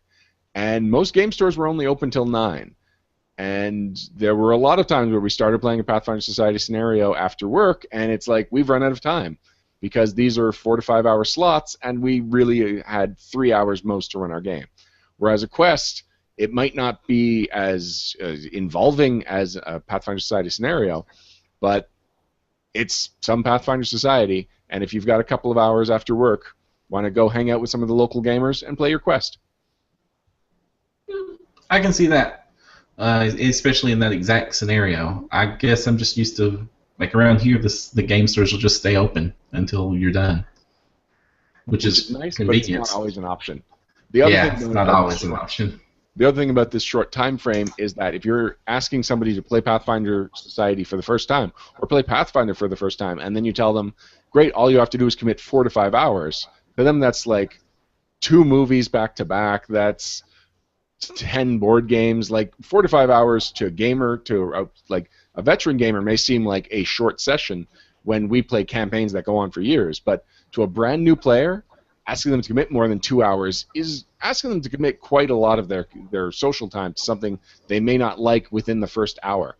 Whereas a 2-hour quest, yeah, again, it's not going to be as involved as a Pathfinder Society scenario, but that it's the first step. You can play the game. If they like rolling the dice and the decision making, you then tell them, and it gets better. We can play these Pathfinder Society scenarios that are 5 hours long, and you get more choices, and there's more combat, and there's more chance to play your character, and then you can step up to modules and adventure paths. But there's still it's good to have that first step for someone that is not used to playing more than a couple of hours dedicated to a single game. Well, a format that was fairly successful for 4th edition while it was up, I think they made a mistake making it its only thing because organized play seems to be awesome. But they did the D&D encounters where it was just one encounter, really, that was it. There was a role play part and then an encounter and then you were done. And like you strung them together, and eventually it was a full fleshed out adventure. But it was just these little episodes, and they took like 45 minutes, and that seemed like a really good intro. So that's something that you could get a game store employee to just sit down with a group of people and demo for them, and it wouldn't cost you too much of your day, and you might make a few sales. Well, interestingly enough, my second point ties into that, because now the quests, as John Compton proposes it, will be 6 quest arcs, and if you play multiple, the more of the quest within a single arc you play, the better the boons are. The boons basically graduate. The boons level up the more of the quests you play. So you're still not getting XP, you're still not getting much in the way of treasure, but you're getting a boon that just keeps getting cooler. That's a good compromise on that one. I would like maybe not individually, but an aggregate. So, like, say you did this, like you do with the sanctioned modules. Those often take a lot longer than a single session to complete. And then at the end of it, you get a big lump sum. So you complete all 6 parts of this quest, and that's the equivalent of 3 Pathfinder Society scenarios. So here's 3 experience points and 4 to 6 prestige points. I don't have the answer right in front of me, but you may actually eventually earn prestige if you play through the entire arc. Not just prestige, but XP. Oh, okay. Never mind then. Well, no, it just sounds like any objection you had to quest, they also thought of that and have a solution for it. So that way, if I have like my traditional slots, my 4-hour slots, we could just play 2, and then next week we would play 2, and then next week we would play 2, and here's your sheet. Or because Pathfinder Society scenarios have variable lengths, like I played one that went for 8 hours, and that was kind of ridiculous. The Cultist Kiss, it's a season 4 scenario. Yeah, boy, that one was long. But you do have to contend with, there are some later season scenarios, especially higher level ones, that tend to go over that 5-hour slot. So if you give yourself a 6-hour slot for your Pathfinder Society time and say, we'll play a scenario, and then if there's 2 hours left at the end, we could throw in a quest. Interesting concept. That is not the only Pathfinder Society news. The adventure card game has its own version of Pathfinder Society called the Adventure Guild, and it's been delayed because the Adventure Guild requires a very specific product, and that is the adventure card, the class decks. There we go. Mm-hmm. The class decks are required to play the Pathfinder Society Adventure Guild, and there was a problem at the printer, and so this product kept getting pushed further and further back, and so the entire Pathfinder Society Adventure Guild program had to get pushed back and back with it. But finally, October 1st, it officially launched. So now the adventure card game, Pathfinder Society Adventure Guild, is a thing that officially happens, and you can contact your local venture officers or your friends, your local gaming stores, and just see if there is anything going on related to the Adventure Card Guild, or the Adventure Card Game Pathfinder Society Adventure Guild in your area. I'm glad it finally launched, but we've talked about this a bunch, like as we said even before this. So I am looking forward to see if this picks up. I'm a little worried that in my area we noticed that everybody that was on board for Rune Lords suddenly didn't pick up Skull and Shackles. Hmm. Even the people that completed Rune Lords sets. The adventure card game is very different from most of the other, actually from anything else on the market. It is a longer term board game. The closest comparison I have to it is Risk Legacy. Mm-hmm. And so already we've got something that's very different from anything else on the market, and now you're supporting it with an organized play program that is nothing like any of the other organized play programs. So this is still something that I'm having trouble wrapping my head around. Even like one of the reasons I was glad we had Mike and Tanis on last episode is just so that I could understand how the Adventure Card Guild works, and I'm still having trouble visualizing it. So now that it's finally launched, and there's already some people in my area that are because it's so different. This seems like the closest analog to it I can think of are, well, we go back to 40K. A few of the stores ran 40K campaigns, which where they kept track of the changes and how people were doing. And HeroClix used to run what was called League, where how you performed modified what happened and what you had access to next week and things like that. And those always drew less players than the casual nights. And this is the only method of play for this, but it is so weird and so... You're right, nothing else does this. The closest thing to this game is Sentinels, but even it isn't like this at all. And I'm not faulting Paizo for not being clear about how the Adventure Card Guild works, because actually they've been very clear and they've done weekly blogs. It's really just jumping from the theoretical to the practical. That's the leap that I'm having trouble making, and I really want to see this in action, because I think experiencing it, I think, is the only way I'm going to finally fully get how this works. I think I get how it works, and I think it's going to be cool, but I guess I'm just like hoping it pulls it off, because this is asking for a lot more investment than your typical card game. It's more than Magic, more than not in money, but in time and organization. Because to run your character, you're going to be leveling up, and then you're going to run into the Pathfinder Society problem, where okay, but I want to play with you, but you're a level 3 and I'm a level 7. So how does that work? Are we going to have like multiple card decks and things like that? I mean, it's just going to be really interesting to see how a card game, which typically has a whole different type of user base, adapts to the problems that us as role players have had to deal with and adapt to. What's our next news item, Param?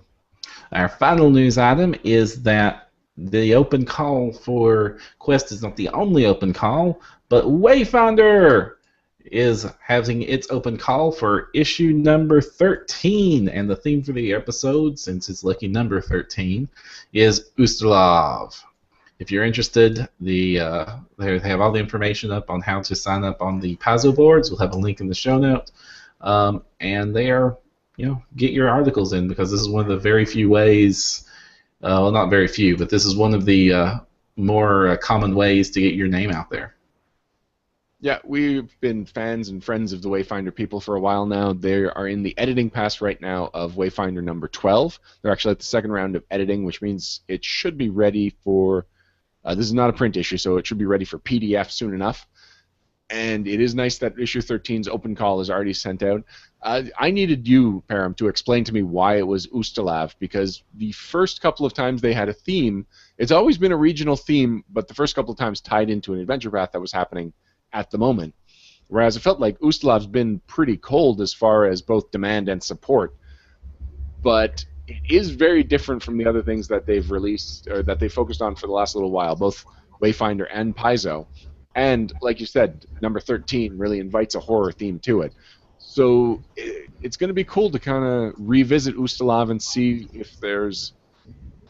what ideas have been brewing under the surface that no one's had a venue for, because nobody's talking about Ustalav. Right.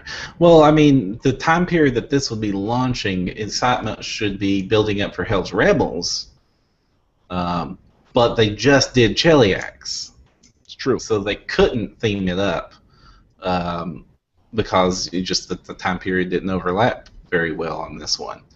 So they had to go for something, and 13 and horror and all that stuff is good. And we haven't touched on Uzela for a while. They usually do two things with Wayfinder. They either tied into a theme that's going to support Adventure Path, or they tied into something that just hasn't gotten attention at all.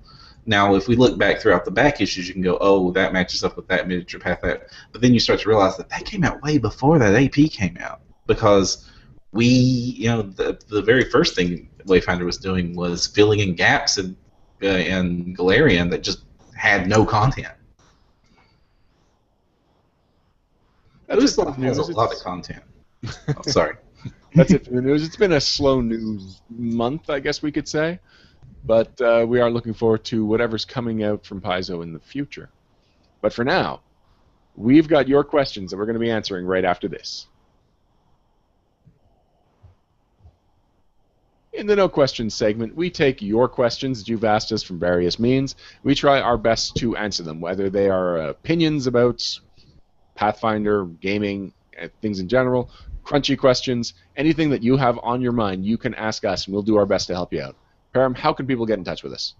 Why? They can get in touch with us at facebook.com/nodirection, or they can get in contact with us at nodirection@hotmail.com.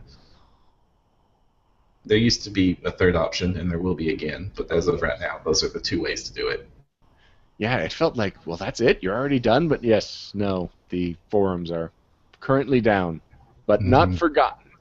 Not forgotten. Me and Ryan have been poking at it. We got the new forums. We might as well just say the bad news. We lost the forums. Yeah. The crash, if you remember, that took our website out not a little while back, right before the relaunch, because it kind of forced our hand on the relaunch. We had a backup of the website. We have backups of that. We just didn't have any backups of the message boards. I guess I just never thought of message boards as something you back up. I never thought of conversations as something you archived. Boy, do we regret that now. So basically, we're having to just brand new message boards, which is surprisingly easier than to try to restore old broken message boards. So me and Ryan have been poking at it. A little bit more work to poke at. But yeah, soon you will all have very nice message boards to also contact us on. And we're going to have a special forum there just for no questions.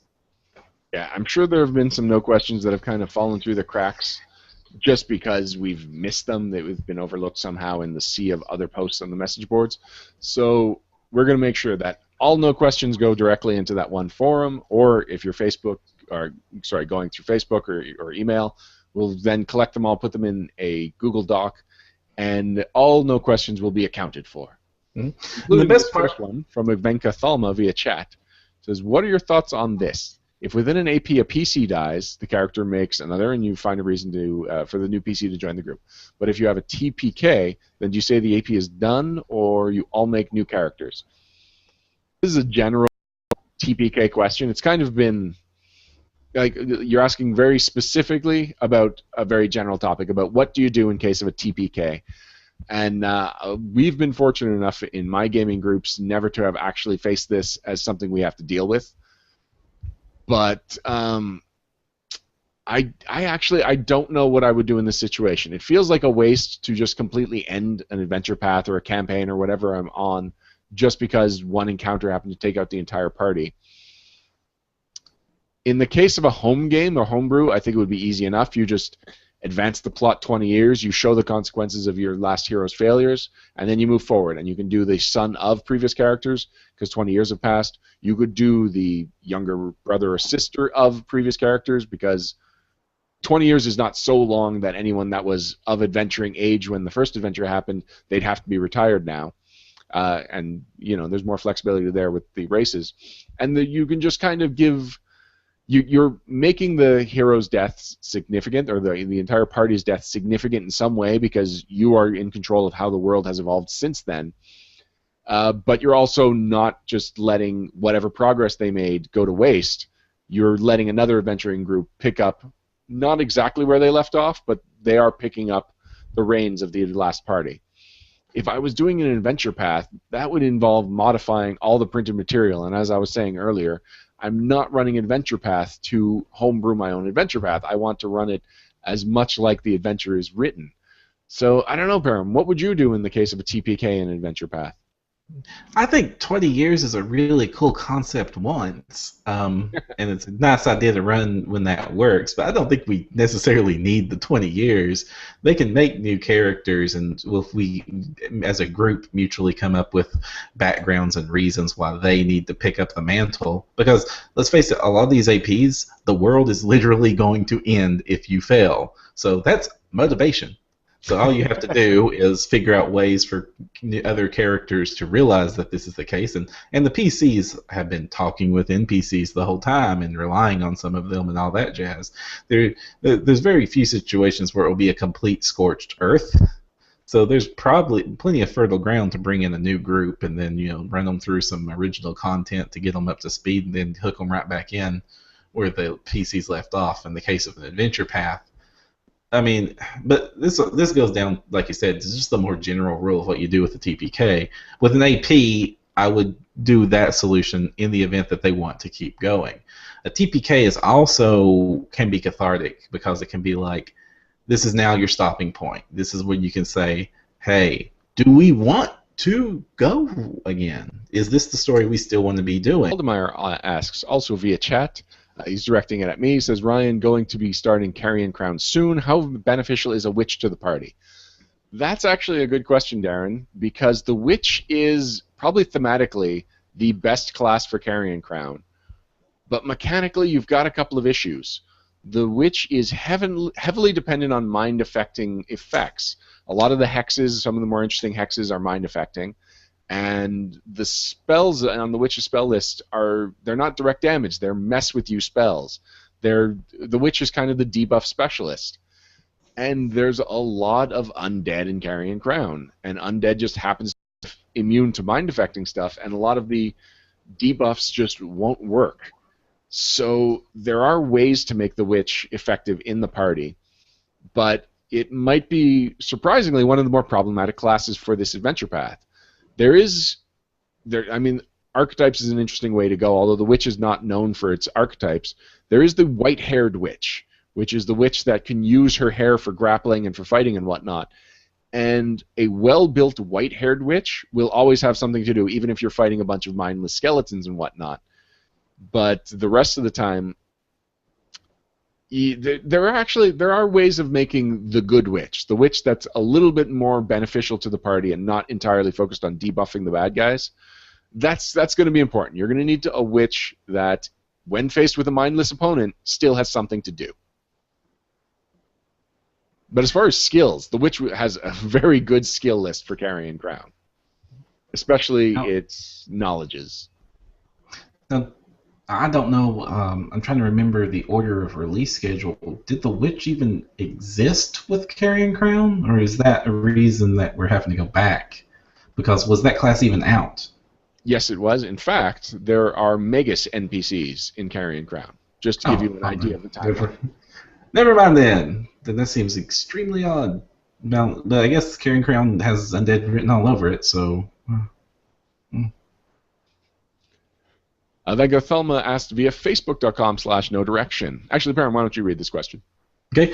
I own almost all of the campaign setting books and companion books, and I would really like to have a kind of list that ties them to AP. Like, for example, knowing that Pirates of the Inner Sea is tied to Skull and Shackles. I know not all of them are strongly tied to an AP, but it would be interesting to know the kits.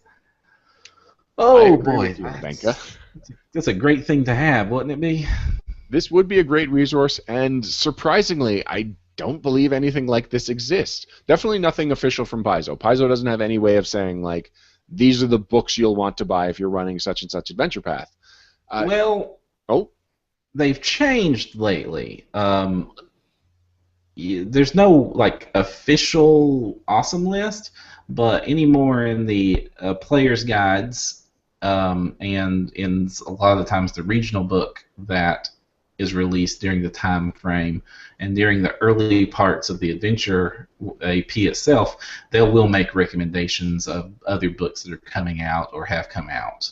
There's no huge list, but they will also say, like Wrath of the Righteous will say, a lot more detail about the World Wound is detailed in, campaign setting the World Wound, and Righteous Heroes might be a great book to have here, or Champions of Purity would, and in those books they also have references back to it. So there are at least some cross-referencing where they are acknowledging it. Now this wasn't always the case.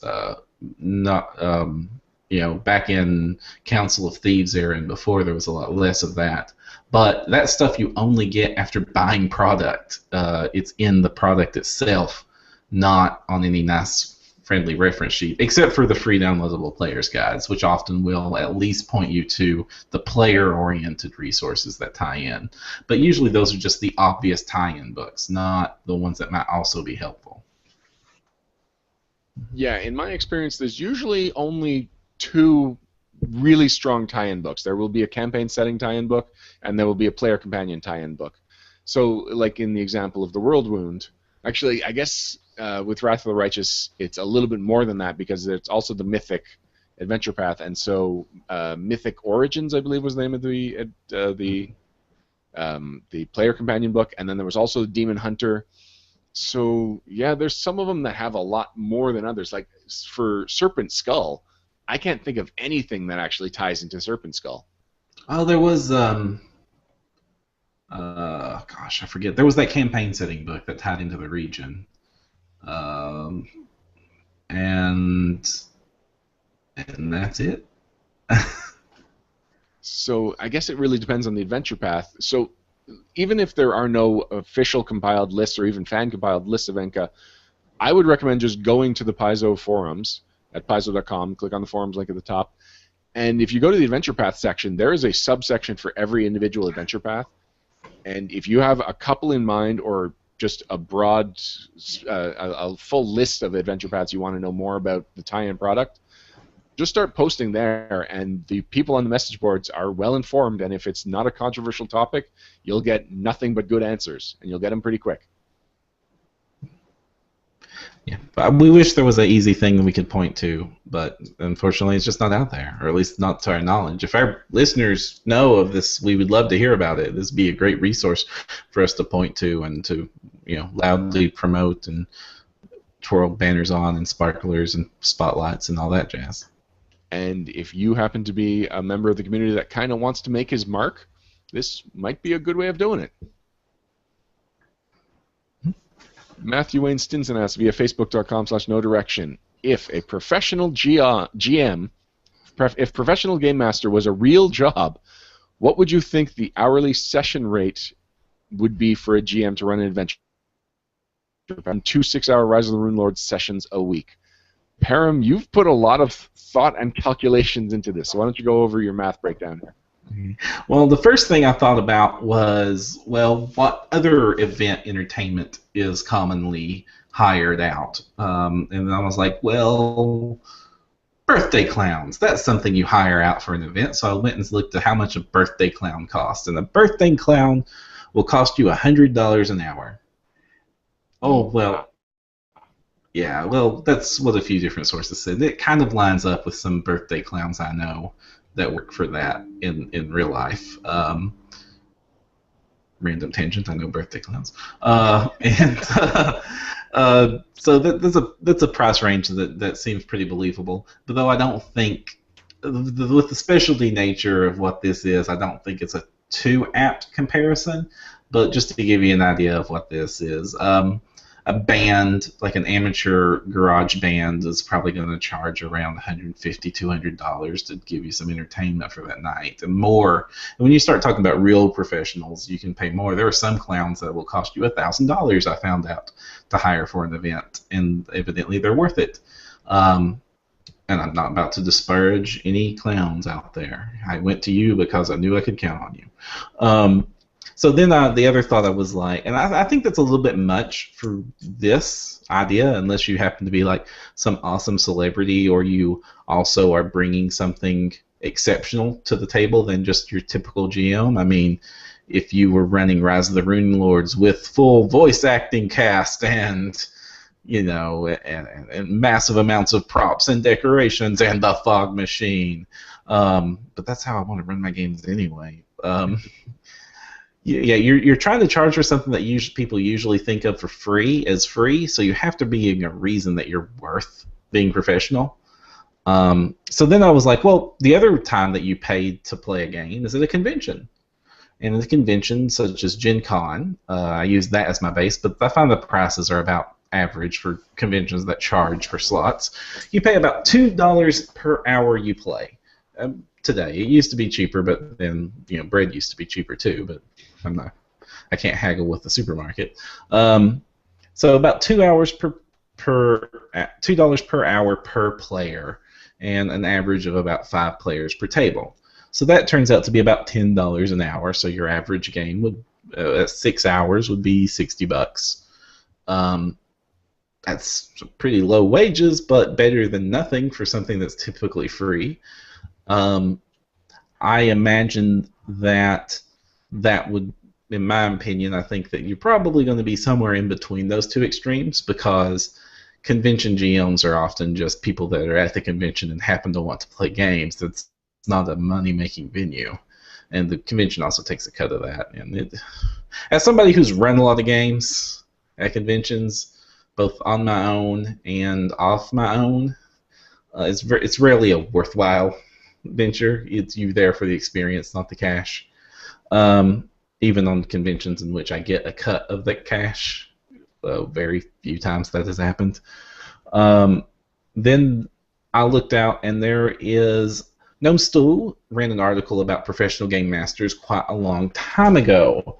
They were talking about a company called Behemoth 3, and they are no longer in business, so this may hint to the viability of this, but they were charging something like multiple hundreds of dollars per player per night, but what they did went far beyond just the game mastering. An example is a day tour of Chicago's occult architecture and a gaming session with Kenneth Haidt, the author of GURPS Horror, for $175. So it involved activities and a celebrity GM for multiple $100s per character. Some Kickstarters that use celebrity GMs, usually where the guy who comes and plays with you is multiple $1,000s. For that, me and Ryan were actually pretty cheap on their Kickstarter, but we only did digital because plane tickets and stuff. That said, anybody that wants to pay multiple thousands of dollars to fly me out to a game, just let me know.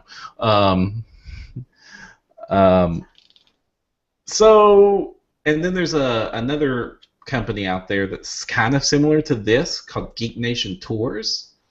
But that's more of like the whole thing is an event. This is something special where they have the whole geeky tours and gaming is part of that. But gaming is just like the stage show on a cruise ship. It's not the reason you're there. You're just enjoying the ride.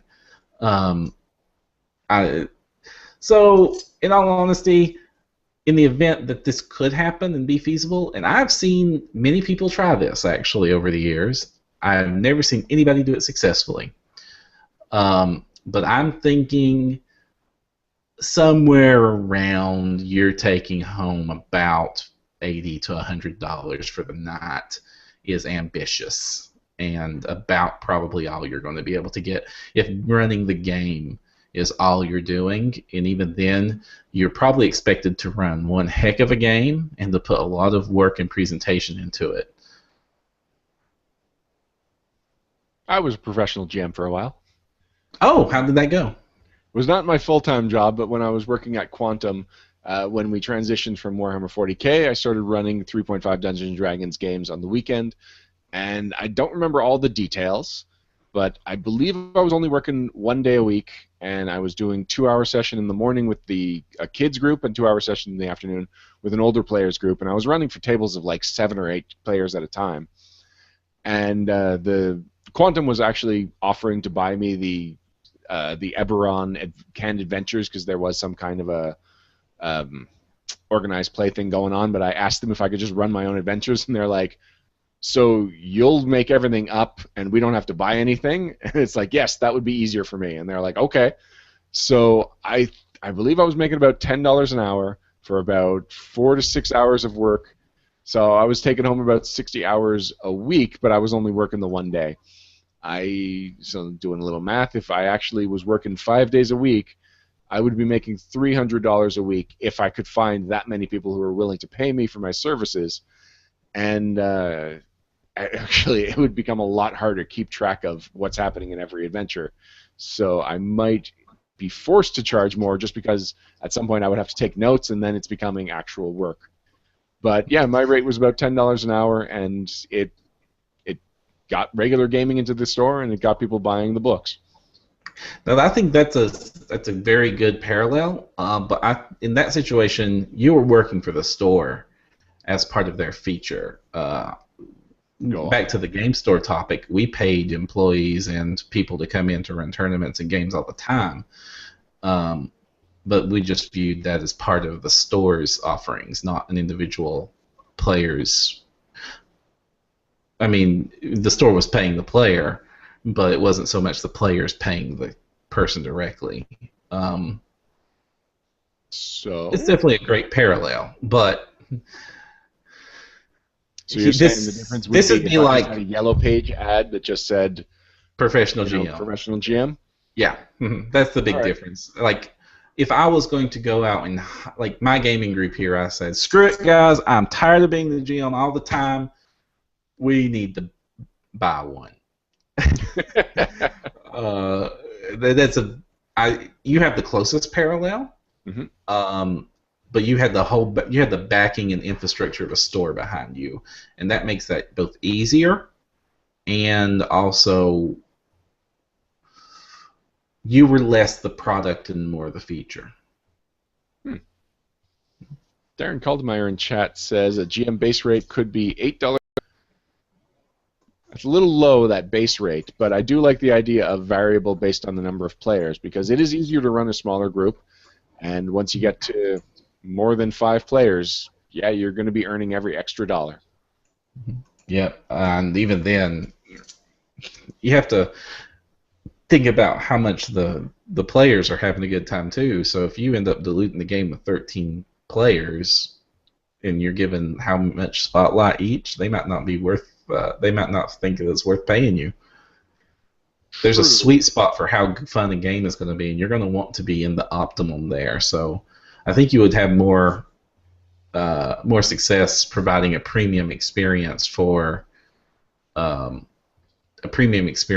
medium number of players than an okay experience for a large number of players. Yeah, I think there would definitely have to be a cap on there. Yeah.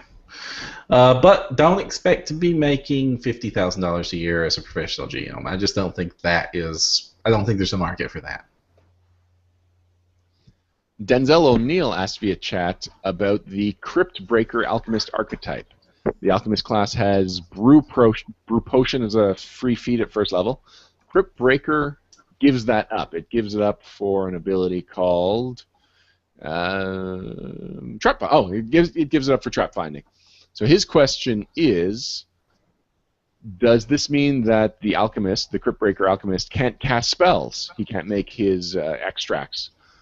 And if he takes Brew Potion, can he then create and cast spells and drink his formula? Now, Denzel, this is actually, I would say, a fairly easy mechanical question to answer, but I completely understand the confusion, the idea that Brew Potion would be tied into all of the other alchemy. But in fact, alchemy is its own separate class feature for the alchemist, and you don't give up that class feature. So the spells, quote-unquote spells that the alchemist is casting, those are extracts which look a lot like potions, work a lot like potions, but they're not potions. And there's even thematic there's flavor reasons. The extract is literally the alchemist is kind of juicing his own natural magical aura from having just such a high intelligence. Whereas a potion, he's sitting down there with the colanders and whatnot and brewing a potion, and the potion anyone can drink, whereas the extract, because he's literally made it as a piece of himself, only he can drink.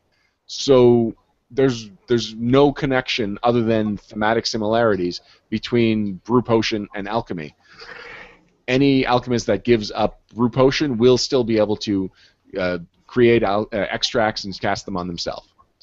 Right, and and like you said, you can use them on yourself, and then you have to take feats or discovery in order to actually share those. There is an option, but but no, he couldn't create a potion that he then sits on a shelf and comes back to in 3 months, and anybody can drink it. Honestly, the alchemist is better than brew potion. I very, very rarely see any of my alchemists actually ever use the brew potion part because it costs money and it's more inconvenient, and they can just do better without doing that. Venka Thalma has another question. This one was asked via facebook.com/no-direction. No, wait, sorry, I'm on the wrong one. She does have another question. This one was asked via chat, sorry. Param, speaking of your room, as you were earlier, any chance you will be able to show us 100% of it?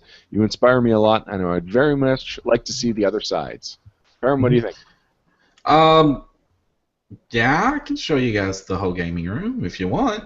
This is not going to be very good audio entertainment, so I'll just have to narrate. You can see the bulk of the pretty part right now because I have my camera stationed directly to see that. So I've got behind me, I've got most of the decoration. So you can see the hanging lanterns on the wall, lots of custom art of my various party characters and that Hugo Salas drew for me or other artists have drawn for me. So, well, I guess. Okay, so behind me you've got the swords, the decorations, some tiny shelves, the dragons. That's just the pretty part of the room. It's the backdrop. There's a small little antique writing desk. The barrel is currently acting as a trash can. Actually, it's cheating. There's a trash can hidden in the barrel, because using the barrel as the trash can was a bad idea. It's fat in the middle, small at the top. Try getting the bag out of that. I tried. It didn't work. Dice bins for players to grab any amount of dice they want, and so on and so forth. Of course, directly behind me is the gaming table itself. Lots of room for people to sit there. Behind it, you can see some stacking tray tables that they can yank out to use because I didn't want to build eventually I want to build a custom game table, but now that's my solution for, hey, I need to put my book somewhere. Then there's the front of the room,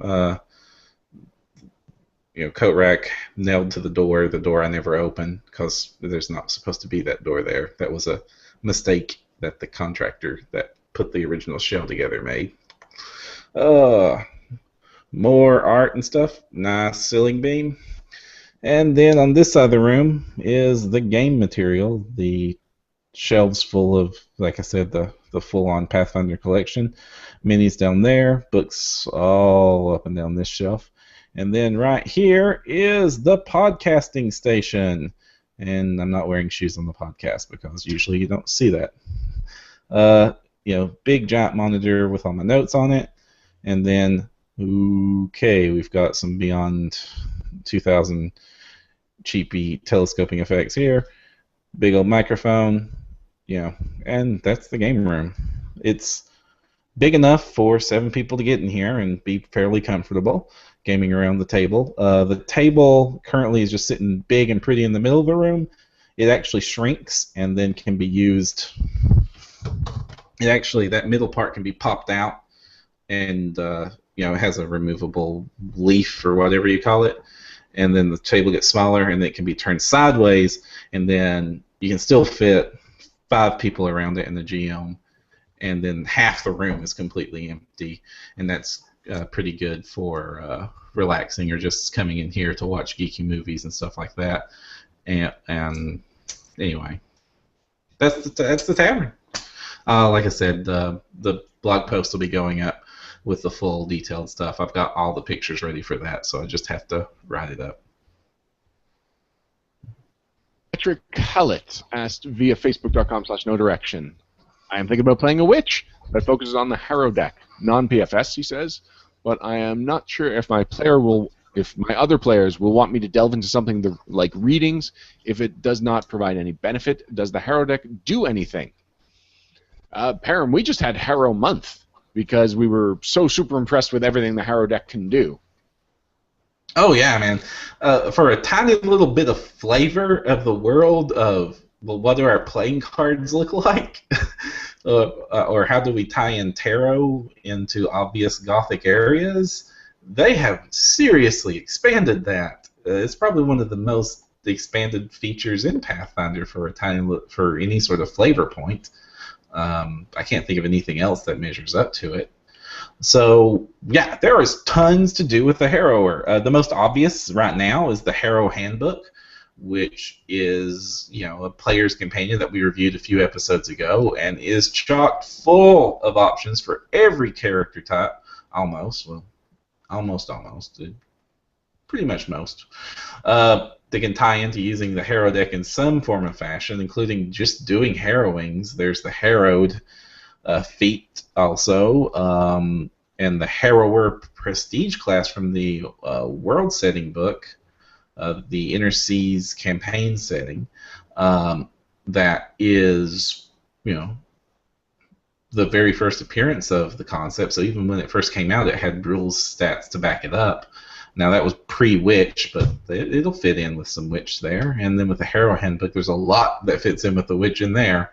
The cards themselves come up with has how to do a harrowing and how it can affect the game right in the cards itself in the little rule book that has then since been pointed out is available online.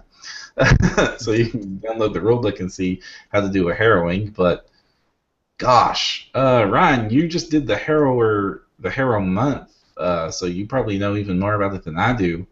But it just seems like there's a ton of options out there for actually using the cards. Yeah. Now, strictly speaking, if all you do is buy a Harrow deck, then no, there's no in-game benefit. But from the Harrow Handbook, from the Harrower, from the Inner Sea World Guide, there are so many mechanical things, like you were talking about, Param. And the Harrower in particular is when the Harrow deck really starts to shine, because you do your reading, which, and I will say this, when Kathy was playing a Harrower, she was doing her reading, I believe, for the entire campaign, even before she got the Prestige class, and it was just this quiet little thing she did where she played out some cards and didn't really interrupt the game or anything. It was something that she could do on her own time and then just, go about the rest of the session. It doesn't take more than a couple of minutes. But once you get the Harrower Prestige class, then that Harrow reading actually does provide a benefit for the class, for the party. You're reading what the cards say is in your immediate future, and then based on a majority of symbols or based on a couple of rules that are written out in the Harrower Prestige class, you actually provide a +1 benefit to your party, and that's things like +1 benefit to +1 bonus to saves, +1 weapon damage, +1 to attacks, +1 caster level. A lot of the basic things, and sure, +1 may not be much by the time you're into Prestige classes, but it's a free +1, and you get a built-in flavorful way of doing it. So I highly recommend any group try out something new with the Harrower, especially if you pick up the Harrow Handbook, because that is just such a fun book. And even as just a pure witch, even if you don't want to go the Prestige class, you can just learn the spell Harrowing. It's a 3rd level witch spell and does a lot of the mechanical benefits that the Harrower Prestige class has options to, where you can actually do the harrowing. And then in the handbook, there's even a better harrowing that plays onto this one. So yeah, tons of options. What's our next question, Param? Our next question comes from Bastille Longborough via chat. He asks, Param, is the game room insulated for the winter temps? Absolutely. This is an outbuilding. Oh, well, it's a portable out. It's a building outside of my normal house, and electricity is expensive. So the very first thing we said is this thing must be insulated like crazy. And It is. This thing is built up to full housing code, so we've got insulated foam panels on the roof. We've got full-on fiberglass insulation on every inch of wall that you can see, and where that couldn't be fit, we put in insulated foam padding. The floor is insulated, the ceiling is insulated, the walls are insulated, and there is air conditioning and heating in here to keep it at the perfect temperature. And the doors are even insulated, and the window is an insulated window. The whole sucker is insulated, and to very great effect, to where massive changes in the temperature outside, even if I just left the room without the heater or air conditioner running, like they have not been running this entire show, either one, and the temperature barely fluctuates in here. I can leave this room for a couple of days, and it will keep the same temperature I left it in. And I believe final question from chat, although we're always encouraging more. Darren Caldemeyer asks, is anyone else patiently waiting for PaizoCon tickets to go on sale? Will Param make an epic appearance this coming year? I don't know. I don't know how the year works out till around January when I'm making the normal con plans. I will say, this is a controversial statement. I've been to many Gen Cons. Many Gen Cons now. I've been to Gen Con for every year for 6 years. This will be my 7th if I go. I kind of been there, done that with Gen Con, even as big and awesome as it is. And I've reached the point to where even going to the Paizo seminars at Gen Con, where they've had to realize that the person going to a Paizo seminar today at Gen Con is probably not the same person that was going, or statistically not the same person that was there 6 years ago. So a lot of the seminars are very samey, but when you realize that I'm not the audience they're speaking to an audience that is probably not, maybe has heard of Pathfinder but has not been intimately following it every single step of the way and making a podcast about it. So I am feeling that it might be a better bang for my buck to do PaizoCon instead. Where at PaizoCon, I'm imagining it is much more focused and assumes the hyper gamer or the uber Pathfinder person. Because if you're going to a whole con just for Pathfinder, I'm hoping they assume that, the audience is rather into it. Yeah, most of them, like any of the product announcement ones, will kind of take the product right from the beginning, or not the product announcements, but the product-focused ones. So, like the Advanced Class Guide seminar from this year's PaizoCon, it went right to the basics of the Advanced Class Guide, but then went past it in a way that the Gen Con one didn't. But most of the seminars that are topical are they go right past assuming you're a beginner and straight into this is something we as Pathfinder enthusiasts specifically feel about the game. Let's talk about it. Mm-hmm.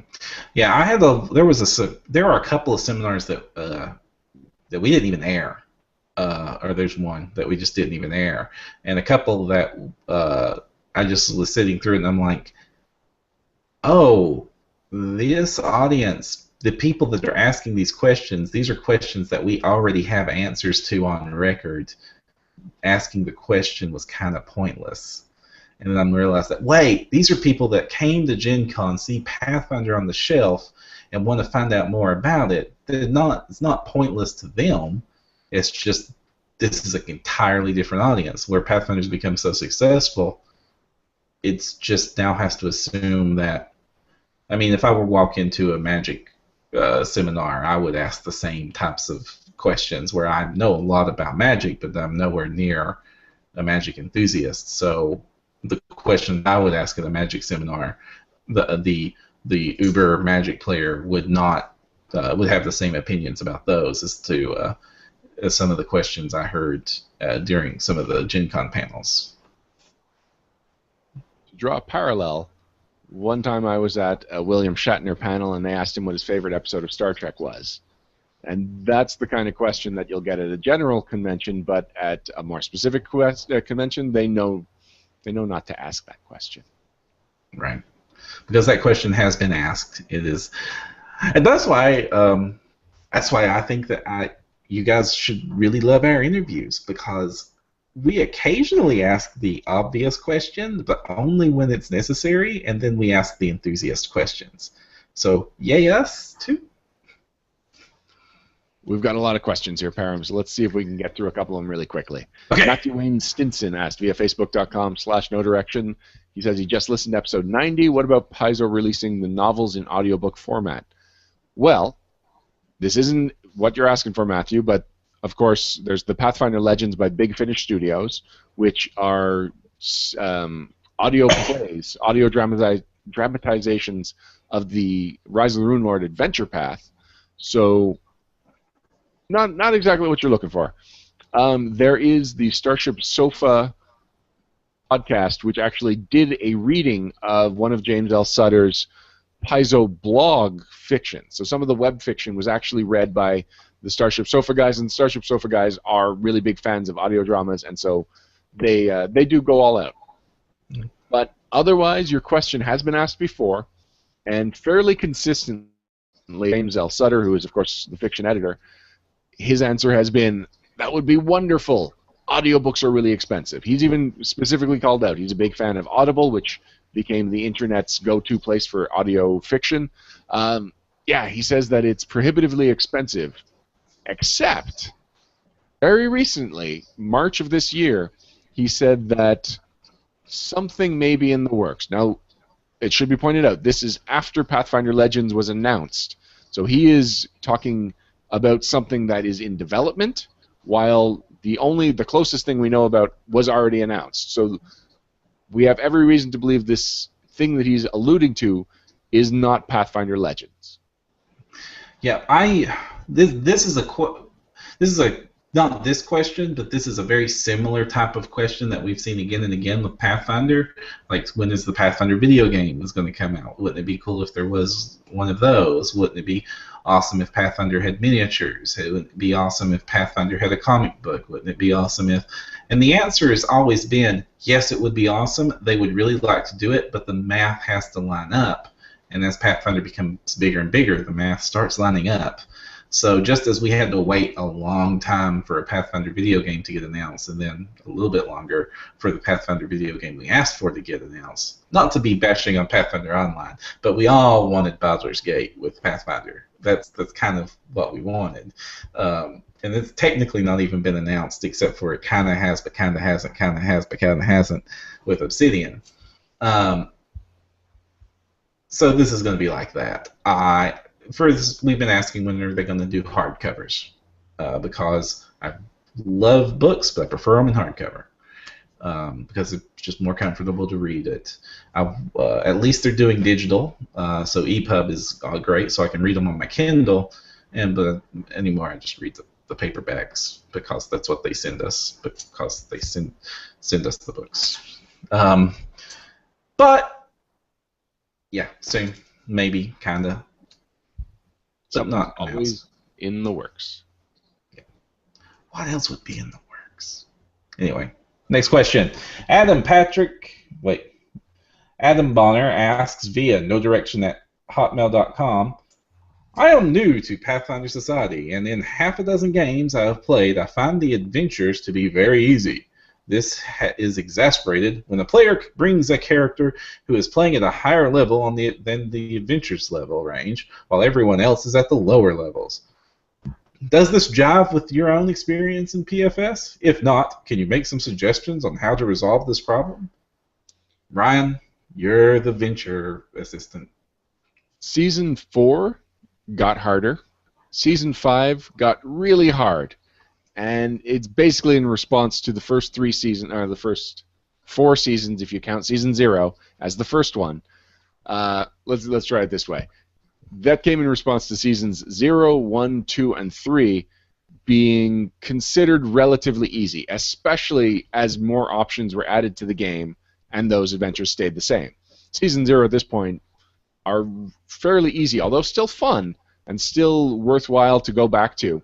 But if you're looking for a more challenging season, Season 6 is still early, and it's already got a reputation of being too hard.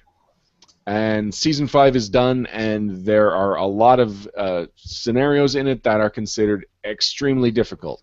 So if you are looking for a challenge, just kind of ask around casually. I would recommend going to Facebook in this case, Facebook's Pathfinder Society group, just because if you start reading reviews to see which ones are challenging and which ones aren't, you're going to get things spoiled for you. Whereas if you specifically call out, I don't want spoilers, I just want a list of maybe 5 scenarios that are a little bit harder, then you'll get them. But the problem will always be that if you're playing with somebody that qualifies for higher tier and everyone else is lower tier, then yeah, they will be a little bit more dominant. But they don't necessarily have to be. I mean, it's not really up to you, but if you're playing with a high-level bard, then he just makes everybody else better. I may have misread that. He says that they're playing at the higher level of the range. So, yeah, higher tier playing down is always going to be the problem. But he might mean like a level 3 playing in a level 1-3, or I guess it's a level 2-1-2 with a. Okay, 3 is a weird one, but you get the idea. But usually the range is just a 2-level grouping, right? So it's that's really pronounced at the low levels, where the difference between level 1 and level 2 or level 3 is huge, but less pronounced the higher up you go. The problem is he used the word range, which isn't one of the actual terms. If he's talking about a sub-tier, and you're playing 1 or 2 and 1 third-level character, then that really shouldn't do much difference. But a scenario's tier is usually 1 to 5, or it's usually a 5-level range, with very few exceptions that there are some that are 7-level ranges. But those 5-level ranges, you can have a 5th-level character playing with a party of 4 first-level characters in a first-level adventure, and yeah, they will kind of own every encounter. Yeah, that's the problem with Pathfinder's math. We've talked about the spine a lot, or I have at least, and the fact that Pathfinder's very basic core mathematical assumptions assumes everything's equal. Any imbalance is just pronounced. You go more than 3 levels above no matter what level you're going at, you go 3 levels up or 4 levels up, and then you're just almost impossible. Well, higher levels it's less pronounced, but any range, the core math just makes you unhittable, unkillable eventually. We've got another question via chat. It's from Ivanka Thalma. It's for me, so Perrin, why don't you read it? Okay, quick question, Ryan. I know you do a lot of hours of podcasts, but what are your thoughts about an actual play podcast with your Rise of the Rune Lord's new game? I gotta be honest, that sounds like a nightmare. First of all, I don't actually enjoy listening to actual play podcasts, and so it's just not something I'm interested in as a fan level, which makes it harder to be interested in as a producer of free content for fun. The audio challenges are where to point the mic, and mics picking up people, and everyone being like the same group that has me and Matt with our deep and loud voices would also have Kathy, who has she has a much quieter voice than the rest of us, and so finding a level that can pick her up as easily as it picks up me and Matt would be very difficult. She'd probably get drowned out. I hate ums. I do everything I can to get rid of them, and that just happens when you're in a natural situation. But it would also make the situation less natural, because now instead of everyone just acting casually among friends, they are aware that there is an audience listening in. And it's not like a reality show where apparently you eventually ignore the cameras, because this is a 4 or 5 hour stint and then it stops. So you are never in it so long that you actually get comfortable. And on top of that, because this is a published adventure, I would feel it's not my place to air this. There are already plenty of ways that you can get Rise of the Rune Lords spoiled for you. I don't want to be just one more of them. Whereas if I was doing this as a home game, maybe I would be a little bit more motivated, because since I don't really take notes or anything, the only way anyone outside of my group will ever experience one of my home games or one of my home brews is if I somehow recorded it and broadcast it. But yeah, with Rise of the Rune Lords, just not interested in that. Plus, I would feel the need to be more descriptive, aware that there's an audience that is only listening in. Or we could set up a video rig. That becomes more of a problem. So, sorry, Ivanka. Periodically we're asked if we can do an actual play podcast, and ultimately my answer is that just doesn't sound fun. Not like fun from my point of view. I'm with you on that. I've enjoyed very few actual play podcasts. The kind where it's just your normal game and you just threw a mic down, those are almost always not good. I've seen some done really well. I'm sure we've all watched the Penny Arcade ones where they put on a full show. It's a full production. The props are amazing. They do it on a stage. They've got guest GMs and then occasional Will Wheaton guest stars. I mean, we can't all have Will Wheaton guest stars. Thank goodness. You're not a fan, I take it. Have I not made that clear? You have, but I just like bringing it up.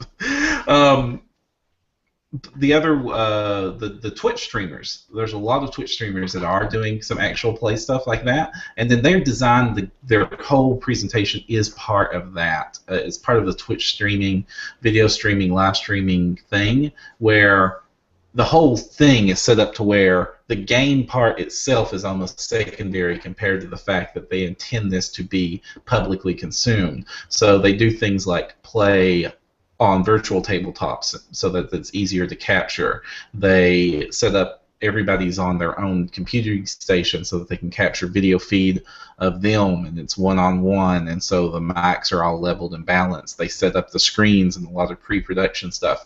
It can be done. There are people doing it, but it would not be something that we could just casually do with our home games or home groups, at least not something ongoing or of any quality. Sure, we could take a recording of like several sessions of his game and then cut them into a nice little 5-minute thingy.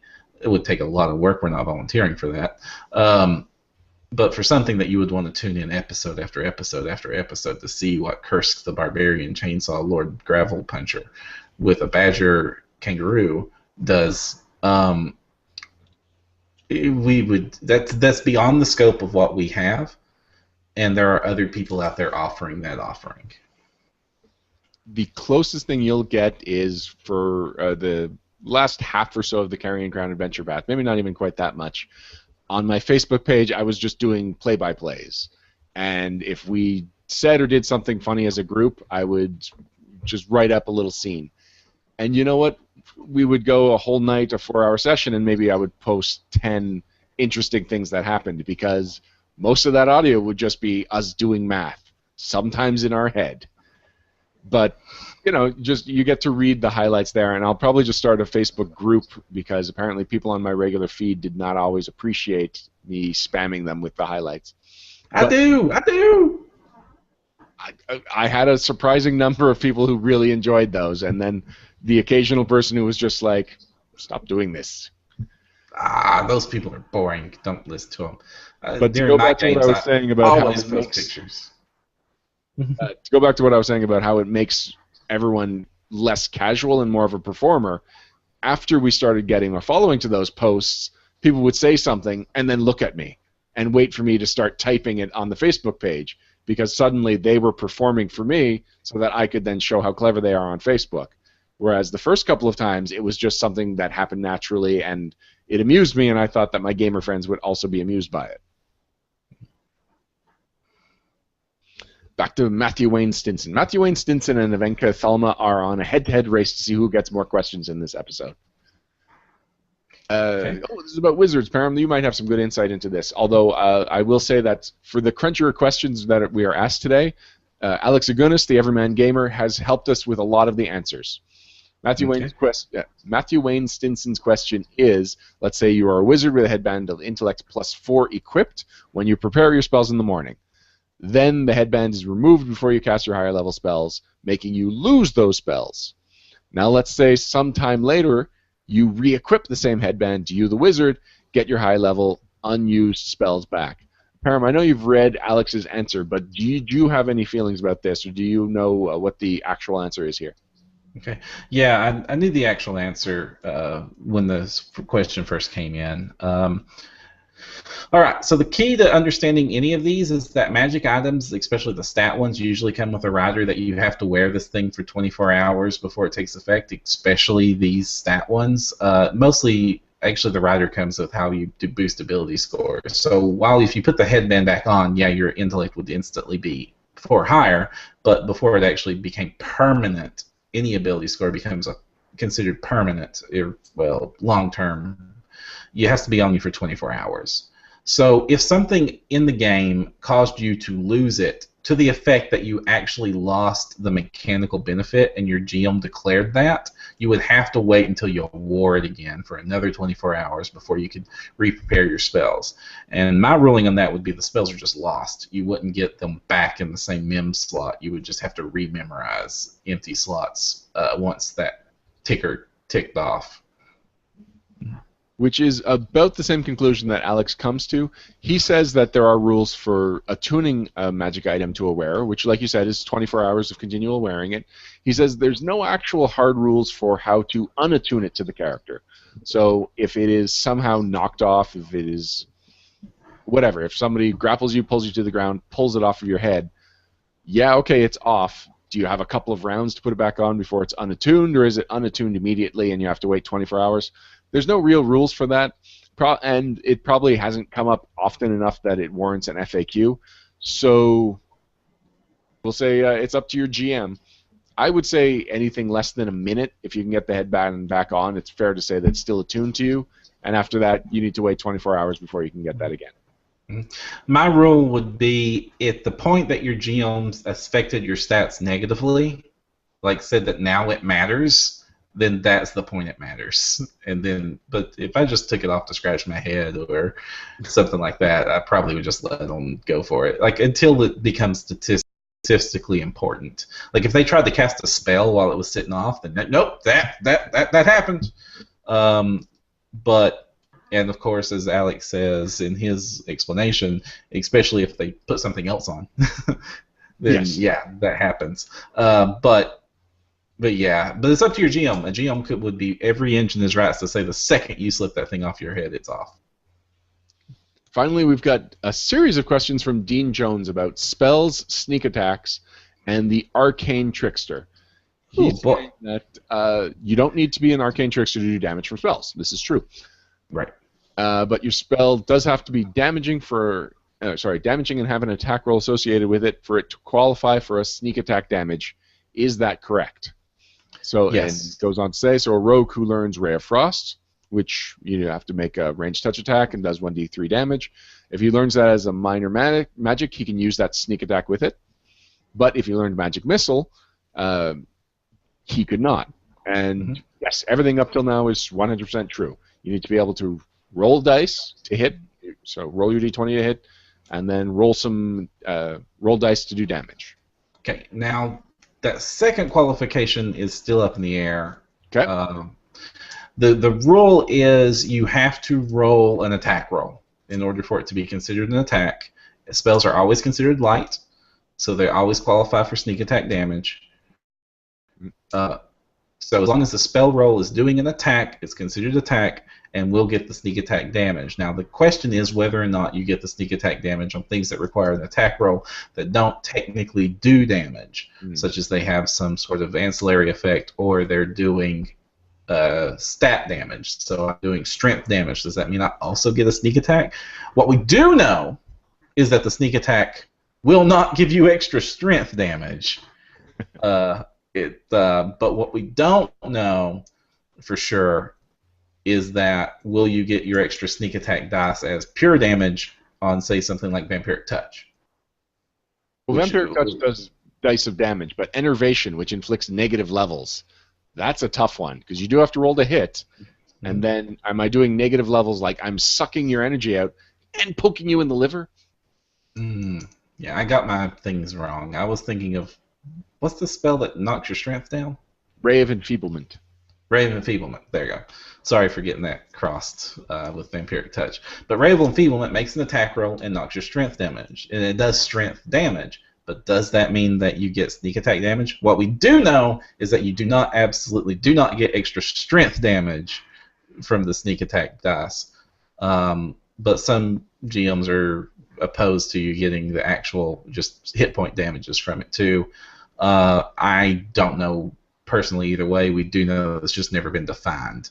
And that becomes especially true when you're talking about, like you just said, ones that have no damage at all. He also specifically asked, can the rogue sneak attack undead with a wand of Cure Light Wounds, assuming he does everything he needs to actually deliver the melee touch attack, including his use magic device roll? That one is actually just a blatant yes. because Yep. that is an attack roll, and it does dice damage rolls, so that wasn't the controversial. If it does dice damage, you also are doing your sneak attack damage, no problem. It's the other question, the one about things like Ray of Enfeeblement. That one, Alex has his opinions. Param, you have your opinions. We don't have any hard rules. We don't know for sure if it's still a weapon-like spell if it doesn't do hit point damage. Yeah. Raw is even iffy on this because we can't even go to the raw on this one because the little, like Alex said, there's a little thing where it says that it does extra damage, and that's a very ambiguous word. Does that mean that it has to do damage to get the extra damage, or is the damage you get extra on top of the effect? So, yeah, there's no definitive answer on that, one way or the other. Now we have another series of questions about sneak attack. He says that Jason Bowman has this to say on sneak attack and damage reduction. Damage reduction does not negate sneak attack damage. This was a change from 3.5. In 3.5, if you attack someone with your 1d6 damage dagger and they had damage reduction 10, then even if you had 10d6 of sneak attack, if the damage reduction reduced your weapon damage to nothing, then it negated all of the sneak attack, which basically meant that rogues at a certain point, once you're fighting a monster with DR, you become pretty useless. So they changed that for Pathfinder. It was a welcome change, but now it's led to some questions. So Jason Bowman says the sneak attack damage is not a special effect that accompanies the attack. It is part of the damage roll. Dean goes on to explain, we know that sneak attack is not multiplied by a critical, but if sneak attack is part of a damage roll, does this mean, A, sneak attack damage from a spell is the same type of damage? For example, fire. So if you do Scorching Ray as a sneak attack, yes, it is all fire. That is outlined somewhere. Right. That one's definitely a rule. It's a clear yes. B, that spell, which has saves associated with them, for example, Fort to take half damage, also cuts the sneak attack damage by half if the target saves. It's rare that you're actually making an attack roll and the person gets a save, but it's not unheard of. It's just rare. Rules is written. It's just the spell. It's the spell that's halved, and that the sneak attack is just in your precision of picking your target. I have your same opinion, but with what Jason Bowman said and rules is written, it would be the total. I can't disagree with that. It is part of the damage roll, he says. I think your idea is probably rules as intended. Yep. But rules as written, I would say the other way. At a table, it probably is up to the GM. Now, Alex has a different interpretation, and his reasoning is metamagic feats. He says that sneak attack damage is classified as extra damage, so they're not modified by effects like Empower Spell, which means that if you can't make the damage go up with certain effects, why would you have it with the other things? I can see his argument. And actually, conclusively, though, he comes to the same conclusion as us. I don't know. He comes to a big vague sometimes, he says. I would always run it by halving the base spell, any table I ran, but I could not argue with a GM that took the opposite interpretation. And finally, part 3 of this question. It's a question with subsections to all the parts. But yes, this is part 3. Does Scorching Ray count as a volley attack, like Many Shot, which makes one attack roll and only applies sneak attack damage once? Or does the caster get sneak attack damage for each ray because they make separate attack rolls for each ray? Okay, this one is actually clearer than you might think. I don't know about the term volley attack, but there are 2 types of attacks. There's iterative, and there's simultaneous attacks. Simultaneous attacks, you only deal sneak attack damage once, and rays are all fired simultaneously. Iterative attacks, like your base attack bonus progression, which I believe is the only time you're really getting iterative attacks, those count each individual time you get to apply your sneak attack. So you may have to read the rule for each individual instance, like A scorching ray, it's pretty clear. It says 4 or however many simultaneous rays.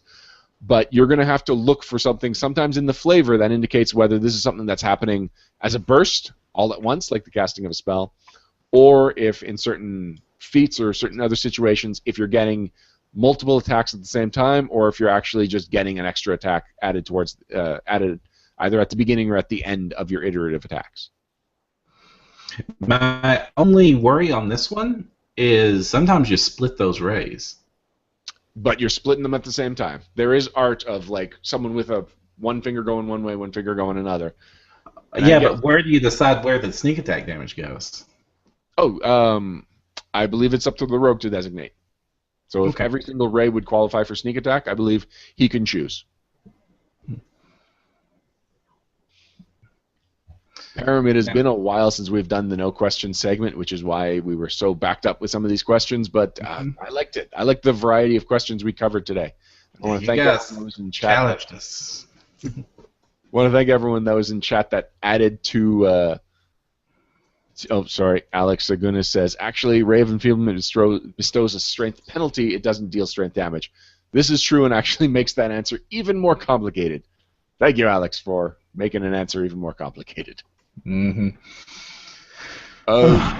We'll be right back to wrap things up and give shout-outs right after this.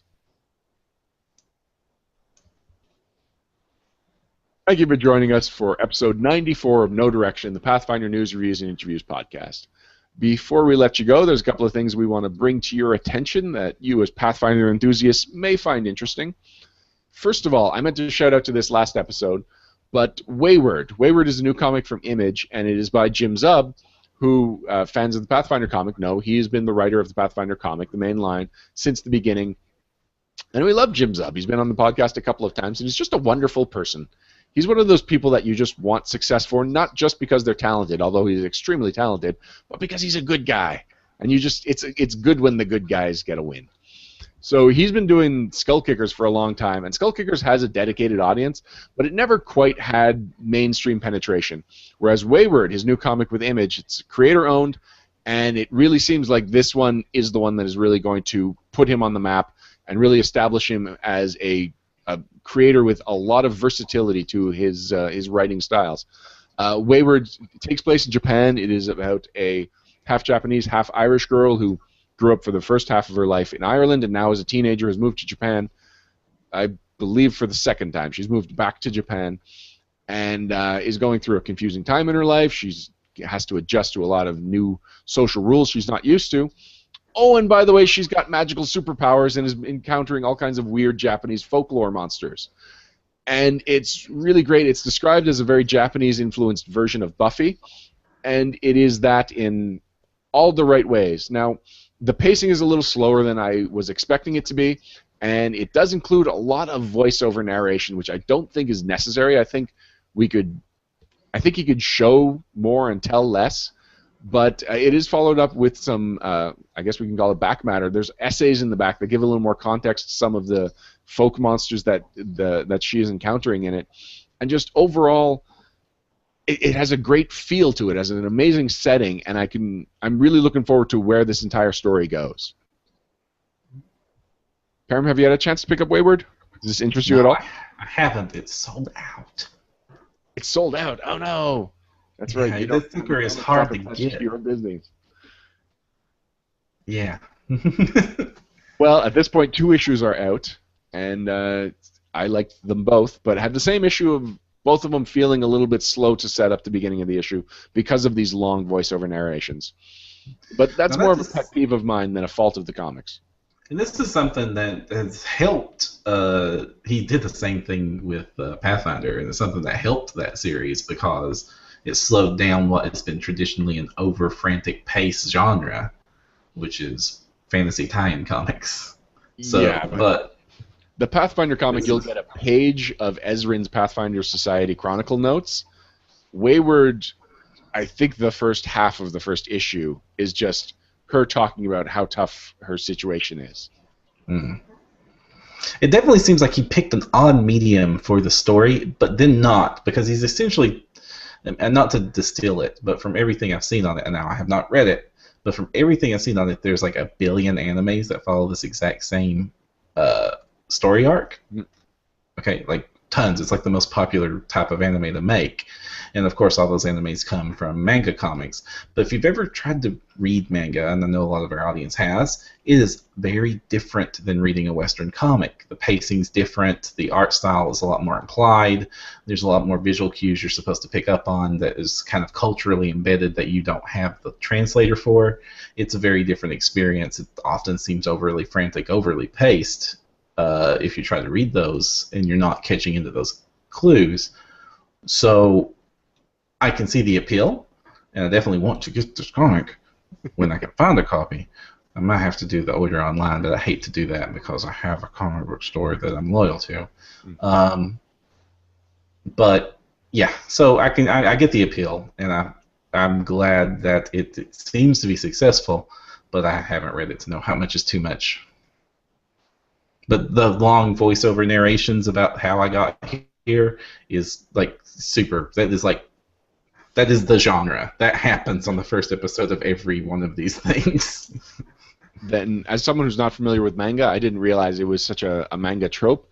Maybe that's one of Jim Zub's, like, maybe that's one of the purposes of how he's writing it. He wants to westernize manga so that it has Western appeal, even though, like, these stories exist and they're great, and there are these barriers to entry for a Western audience, and he is finding ways to remove them. Yeah, which is one of the main reasons I'm eager for it, because this could be awesome and this could be horrible, and I don't know if there's an in-between. This may be a weird compliment, but I loved Wayward's color palette. It has a fluorescent pastel tone to it. Okay, I think those are contradictions. Let's just go with a pastel tone to it, and it's a lot of pinks, a lot of light blues, and it's a different experience for the eyes than most of the comics I've read. Yeah, it looks like a desaturated 80s. Yeah, all right. Yes. I also want to bring attention to a couple of Kickstarters that were brought to my attention by listeners, and actually they're both very similar. The first one is the Dice Chest, which is a high-quality dice box and rolling tray by Dogmite Games, and this was brought to my attention by David Gibson, known as Jester on the forums. Oh, we missed the forums. It's exactly what it sounds like. It's a Cadillac for your dice to travel in and roll in, and everything that you need it for. It's actually very much like the plastic coffers that Param you introduced to me from the World of Warcraft cards, right? Yeah, the World of Warcraft used a modified D6 dice to track things like damage and other purposes for the game. And so they made a chest that you put the dice. When you bought the dice, they came in this plastic chest. So I bought it, threw all the D6s in my bin because I need more of those. And then I just used the chest to carry a set of dice in. So it reminds me very much of that. There. There we go. The dice chest is even big enough to put a large miniature. The one in the sample video is the aspect of Hextor from the Dungeons & Dragons miniatures line, which is the one with he's got 8 arms and each one's got a different weapon on it. Fairly bulky figure, and it fits the whole base in there no problem. So that's pretty impressive. I might actually upgrade some of my plastic coffers to the dice chest. I don't know if I'll back it, but I definitely am going to keep an eye on it after it gets funded. And then this was just brought to my attention by Darren Kaldemeyer. It's called the Hex Chest by Elderwood, and it is, let's see, it's more like the Fantasticar for your dice. So everyone's got their own individual pod, and it fits all nicely into the wooden coffer. It's not a dice roller, and if you have more than one set or if you have multiple dice, there's, as far as I could tell, no real place for them. But if you've just got your one set of favorite dice, this is a great way of transporting them around. Finally, I want to give our Kickstarter backers an update on Slashers. Slashers was where a lot of monsters that may remind people, coincidentally, of a bunch of 80s and 90s and even a little bit of modern horror movie villains. That was made when we were doing the Kickstarter this time last year, and it was inspired by the fact that it was almost Halloween. And I did not expect it to take until the following Halloween to be released, but it is in layout right now. I've been back in touch with my layout artist, And hopefully, before I go to England, I will have a mostly completed version of this that we can share with our backers. So even if the completely 100% polished version only comes after Halloween, I want to make sure that our backers that got this have it by Halloween in case they have any plans for a horror-themed night. Ah, yes, because I want to see my animal weather event combinations. Yes, the Animal Storm. Did I tell you the name of the sample monster? No, what is it? It is the polar vortex. It's polar bears in a hurricane. I was pretty proud of that. It was a little more current last year, but still pretty. Well, no, that's getting a sequel. Oh, perfect. Well, not perfect for real world, but perfect for my silly little pun. All right, guys. And with that, I'm afraid that's it for this episode. We went long with less to talk about. So, guys, until next time, I'm Jefferson J. Thacker, also known as Perrin. And I'm Ryan Costello Jr., and if you want to find the path, you need no direction. Bye, guys.